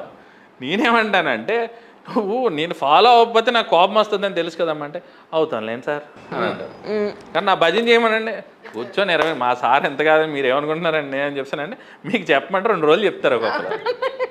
పోలీ మీ సార్లా నువ్వేమన్నా చేశానంటే, పొద్దున్నే లేస్తావేంటి మీ సార్లా అని, అబ్బే పొద్దున్నే ఏమన్నా ఆయనలాగా అన్నీ చేసుకొని అన్నీ చేస్తామండి. ఏముండదండి, ఆయన చేస్తా ఉంటే కూర్చొని మామ అంటమే. నువ్వు మామ అనుకునే కాడికి ఇంకెందుకు నీ పొద్దున్నే శ్వాస వచ్చి చెప్పుకునేది. కానీ నేర్చుకుంటున్నారు పాపం, ఇప్పుడు నేర్చుకుంటా ఉంటారు, అర్థమైపోతా ఉంటుంది ఈయనకి వచ్చేసింది కోపం అని. అంటే ఇటు తిరిగి మనం ఎక్కడ ట్రిగ్గర్ అవుతామో అంటే, ఇదివరకు అంటే పొగిడితే అబ్బా మనం ఉపలింగంలాగా ఎవరైనా పొగుడుతుంది భలే ఉందరా అని అనుకుంటా ఉంటాం. ఆ స్టేజ్ దాటేసిన తర్వాత ఏంటంటే ఎక్కువసేపు పొగుడుతాం అంటే, ఇటు పని మానేసి నన్ను పొగుడుతున్నాడు ఏంటా అని ఆడవంకే చూస్తాం. అంటే ఇప్పుడు మీరు బయట చూస్తూ ఉండే, ఇప్పుడు విజయం తాపర్ ఫోటో పెట్టాను, ఆయన చాలా గొప్ప వ్యక్తి, ఇంకో అరగంటలో చచ్చిపోతాడని తెలిసినా కూడా అంత దూరంలో ఉంటే లెటర్ రాశాడు. రుక్సానాకి 50 రూపాయలు ఇవ్వడం మర్చిపోవద్దు, నువ్వు లెటర్ చదివే లోపల నేను చచ్చిపోయి నేను పైన డ్యాన్స్ వేస్తూ ఉంటాను అప్సరసలతో. వాళ్ళ మదర్కి ఫాదర్కి అండి, అతని వయసు 19 ఏళ్ళు. నేనంటాను మనకు 37 ఏళ్ళు వచ్చినాయి, మనం అసలు అలాంటివి చేస్తాం. మనం ఆ టైం మనకేం గుర్తుండవు. ఈ భూమి ఎక్కడ ఉంది, ఈ ఆస్తి అక్కడ ఉంది, ఇక్కడ ఉంది. మా వాళ్ళు కొంతమంది ముసలాళ్ళు అంటారండి, నేను అన్న అయిపోయిన తర్వాత పలానా డబ్బులు అక్కడ ఉన్నాయి ఇక్కడ ఉన్నాయండి, మళ్ళీ ఏమన్నా ఉంటే ఏమన్నా పోతాయి. నువ్వే పోయిన తర్వాత నీ డబ్బులు పోతాయి అంటే బాబు అంటాను. ఇంకా నువ్వే పోతున్నావు కదా, నీ డబ్బులు ఏమైపోతే నీకెందుకు, ఇంకా నువ్వు ఉంటే అనుభవించాలి. అట్లా కాకుండా ఏంటంటే ఈ టైప్ ఆఫ్ దారంలో వెళ్ళిపోతూ ఉంటారు. అలాంటి గొప్ప వ్యక్తిని మనం ఆదర్శంగా తీసుకోవాలి కదా. 19 ఏళ్ళు 22 ఇయర్స్ అండి ఆయనకి. 22 ఇయర్స్కి ఏం జీవితం చూసాడని. అలాంటిది చనిపోయే ముందు అతను 50 రూపాయలు డొనేషన్ ఇస్తాను రాయాల్సిన పని ఏంటి అతనికి? అంటే అతనిలో ఎంత దైవభక్తి కావచ్చు, ఎంత భక్తి, ఒక మనిషి కోసం, ఒక దేశం కోసం చచ్చిపోవడానికి ఎంత ప్రిపేర్ అయి ఉన్నాడు. అలాంటి వ్యక్తులను కదా ఆదర్శంగా తీసుకోవాలి. అలాంటి వ్యక్తి ఫోటో పెట్టినోడు నువ్వు ఆదర్శంగా తీసేసుకుంటే ఓకే తీసుకో, నువ్వు ఇంకో ఫోటో పెట్టుకో, కానీ ఆయన్ని ఇన్స్పైరింగ్గా తీసుకోవాలి, అవును. ఆ తత్వం నేర్చుకోవాలి. ఇది మానేసండి ఈ మధ్యన సోకాల్డ్ అంతా ఎట్లా అయిపోయిందంటే ఆ ఫోటోకి మనం వేసినట్టే ఒక ఫోటో ఓ ఫోటో. అప్పటి నుంచి నేను ఫోటోలు తీయడం మానేసాను. మా వాళ్ళు సార్ ఎలా నువ్వు బాబు వద్దే బాబు ఎందుకు నేనే తిడతా మళ్ళీ నేనే ఫోటోలు దిగితే బాగు, ఇంకా మా వాళ్ళు టార్చర్ పెట్టి దింపేస్తూ ఉంటారన్నమాట. అవును. ఇంక వీళ్ళకి ఏంటంటే ఈ మధ్యన అర్థమైపోయి నా బర్త్డేలకైనా వాటికైనా అనాథాశ్రమాలకి వాళ్ళకి మన పాపం నా బర్త్డే కూడా నేను చేసుకోను, నువ్వు ఇంకా బర్త్డేలకి తిరగాలి నాకేం చేయగలను అంటే సరే ఈయన ఏదో హ్యాపీగా ఫీల్ అవుతాడని చెప్పి అనుకుని మొత్తానికి ఓ వృద్ధాశ్రమానికి మంచి ఒక నెల రోజులకి సరిపడగా అన్నీ మొత్తం వీళ్ళందరూ కలిసి డబ్బులు వేసుకొని డాక్టర్లు వీళ్ళందరూ డబ్బులు వేసుకొని మొత్తానికి అక్కడ దానం చేశారన్నమాట. అట్లా కొన్ని ఏంటంటే వస్తుంది. నా ఉద్దేశం ఏంటంటే అది సార్ కోసం చేయకండి, నువ్వు జనరల్గా చెయ్యి. రైట్. నేనేమంటానంటే సార్తో పాటు ఇంకో అమ్మాయి ఉంది కదా దాని బర్త్డే కూడా చేస్తావా? చెయ్యు. ఎందుకు చెయ్యు? అది జీతం ఇవ్వదు కాబట్టి. వాడిని సాటిస్ఫై ఎందుకు చేస్తున్నావు నువ్వు నిజంగా ప్రేమ ఉంటే కనుక సార్ కంటే గొప్పగా ఉన్న వ్యక్తి దగ్గర కూడా అంతే ప్రేమ చూపిస్తాను. ఓన్లీ సార్ దగ్గర చూపించాల్సిన పని ఏంటి? అది ఓన్లీ ఆయన బర్త్డేగా చూపించాల్సిన పని ఏంటి? నీకు ప్రేమ స్వార్థ రూపంలో ఉంది, నీకు ఆశ రూపంలో ఉంది, అదంతా మాయా. అది గ్రహించుకోండి అమ్మా అంటాను నేను. కరెక్ట్. అది నువ్వు సార్ కాకుండా వేరే ఎవరిదైనా చెయ్యి. అవును. నేను అనేది ఏంటంటే అందుకు ఇప్పుడున్న జనాలకు కూడా అదే చెప్తాను. ఏంటంటే ఆ రోజుల్ని పలానా అయ్యి చేసిన వాళ్ళ తత్వాన్ని కూడా గ్రహించుకో. ఎగ్జాక్ట్లీ. బ్రెయిన్కి ఎక్కించుకోండి, ఒళ్ళు దగ్గర పెట్టుకొని ఉండండి, జాగ్రత్తగా ఉండండి, ఆరోగ్యాన్ని బాగా కాపాడుకోండి. మనిషిలో బాధ వస్తుందా ఏమొస్తుందా దైవ నామస్మరణ చేసుకో. I'm seeing wonders in my health issues also. ఓం నమ శివాయ, ఓం నమ శివాయ. నాకు ఏ భయం వేసినా ఓం నమ శివాయ, ఏం చేసినా ఓం నమ శివాయ. స్కేలింగ్ చేస్తూ ఉంటే పన్నును చూసుకుంటే ఓం నమ శివాయ అనుకుంటూ ఉంటాను. అంటే నా తత్వం ఒకలా ఉండదు. ఇప్పుడు నేను పొద్దునే శివలింగానికి నీళ్ళు పోసుకుంటాను. ఇదివరకు పంచామృతాలతో ఫస్ట్ చేసేవాడిని భక్తి కలిగినప్పుడు. తర్వాత చేస్తూ ఉంటే శివుడు ఏమో జిడ్జిడ్డుగా అయిపోతున్నాడు, ఏమో జిడ్జిడ్డుగా అయిపోతున్నాడు. మన ఎత్తి మీద పోసుకుంటే మనకెంత జిడ్డుగా ఉంటుంది పాపం, ఆయనకి ఇంకెంత జిడ్డుగా ఉంటుందో. వద్దులే నీళ్ళు సరిపోతాయని అప్పటి నుంచి అన్నీ మానేశాను. అలా పంచామృతాలతో ఎందుకు చేసుకుంటారో తత్వం తెలిసేసుకుందాం అని చెప్పానంటే పాపం ఈయన గరికపాటి ఆయన బాగా చెప్పారు. అమ్మ ఈయన బాగా చెప్పేసాడులే, ఇంకా మనకు తత్వం కొంచెం బాధపడి సరిపోద్ది, ఇంకా తర్వాత నుంచి ఇయే అన్నీ అనుకో పోసుకోండి. అంటే నా వరకు ఏంటంటే దేవుడు జిడ్డుగా అయిపోతాడు అనే ఇదితో నేను చూస్తాను. ఇప్పుడు నేను ఊరి నుంచి వెళ్తానండి, నేను ఇంట్లోంచి బయటికి వెళ్తాను. మా ఇంట్లో నేను ఊరు వెళ్ళినా కూడా మా ఇంట్లో దీపం పెడతారు, దీపం పెట్టమంటాను. మా వాళ్ళు అంటే మీ గుడిలో మీరు తప్ప ఇంకెవరు పెట్టకూడదండి. ఇప్పుడు ఇంట్లో ముసలాళ్ళు ఉన్నారు ఇంకా అలాగే వదిలేసి వచ్చేస్తామా? ఆ పక్కింటోడికి ఎదురింటోడికి చెప్తాం కదా, అంటే మా వాళ్ళు అన్నారు కొంచెం భోజనం పెట్టండి ఏదో చూస్తా ఉండండి బాబు అని చెప్తానని. నేను నా గుడిలో నా దేవుడి గదిలో నేను దేవుడు ఉన్నాడని నమ్ముతాను, వాళ్ళకి రోజు దీపం పెట్టాలని నమ్ముతాను. అది ఎవడు పెట్టినా పర్లేదు. అద్భుతం. నేను పెట్టినప్పుడు నేను పెట్టుకుంటాను, నేను లేనప్పుడు నా పిల్లల చేత పెట్టింటాను, ఎవరో ఒకరు పెట్టాలి. ఇంకా మిమ్మల్ని ఎవరు చెప్పలేరండి, అది నా వరకు దైవాన్ని నేను అలా చూస్తాను. ఒక స్నేహితుల్లా చూస్తాను. బాధ వచ్చినప్పుడు తిట్టేస్తూ ఉంటాను, కోపం వచ్చినప్పుడు ఎవడన్నా ఇవి చేసి అన్నీ చేస్తున్నప్పుడు కూడా నా కర్మ కాకపోతే నువ్వు అసలు ఇలా సృష్టించకపోతే ఈ గొడవ సావంతా వచ్చేది కాదు కదా. సర్లే ఇంకేం చేస్తాం, తప్పదు, వెళ్ళాలి, ఫ్లో నడుస్తానే ఉండాలి, ఇంకేం చేస్తాం. నేను అనుకుంటా ఉంటాను నేనే ఇంత నలిగిపోతూ ఉంటాను అంటే నీకు టార్చర్ కదా నీకు. అసలు నేను అప్పుడప్పుడు అనుకుంటాను భగవంతుడు అసలు మనశ్శాంతి ఉంటుందా, నేను పాపం సరిగ్గా కూడా తిన్నేమో, నేనే ఎంత ఫీల్ అయిపోతున్నానంటే అన్నీ సృష్టించినోడికి పాపం మామూలుగా మనశ్శాంతి ఉండదు, వీడు చెప్పింది ఒకటి చేసేది ఒకటి ఆయన చూడలేక సత్తా ఉంటాడు. మళ్ళీ పైగా భక్తి ముసుగులో ఇలా ఉంటారా బాబు అని చెప్పి నేను అనుకుంటా. ఏమైనప్పటికీ భీమవరం ప్రజానికాలందరికీ కూడా మీకు చాలా చక్కటి డెంటల్ డాక్టర్ గారు మీకు భీమవరంలో అవైలబుల్ ఉన్నారు. Not only is a doctor, wonderful person, చాలా చక్కటి అంటే ఒక సమాజానికి కావాల్సిన నెక్స్ట్ జనరేషన్స్కి ఉపయోగపడే ఒక మంచి వ్యక్తిగా ఈరోజు నేను ఆయన ఇంటర్వ్యూ చేయడం చాలా చాలా సంతోషంగా ఉంది. ఇట్ వాజ్ ఫెంటాస్టిక్ కాన్వర్జేషన్ అండి డాక్టర్ గారు. Thank you so much really. ఎంత మంచి విషయాలు చెప్పారో అంతే చక్కగా నవ్వుతూ అంతే సర్కాస్టిక్గా అద్భుతంగా చెప్పారు నిజంగా. Thank you so much for your time sir once again. కానీ మీరు మా హైదరాబాద్లో ఉంటే బాగుండదేమో అనిపించింది. రోజుకో ఛానల్లో ఇంటర్వ్యూ చేసేవారు మిమ్మల్ని. ఇటు భీమవరంలో ఉండిపోవడం వల్ల పట్టుకోవడం కష్టం మిమ్మల్ని actually. Thank you so much, sir, for your time, really, once again. Thank you.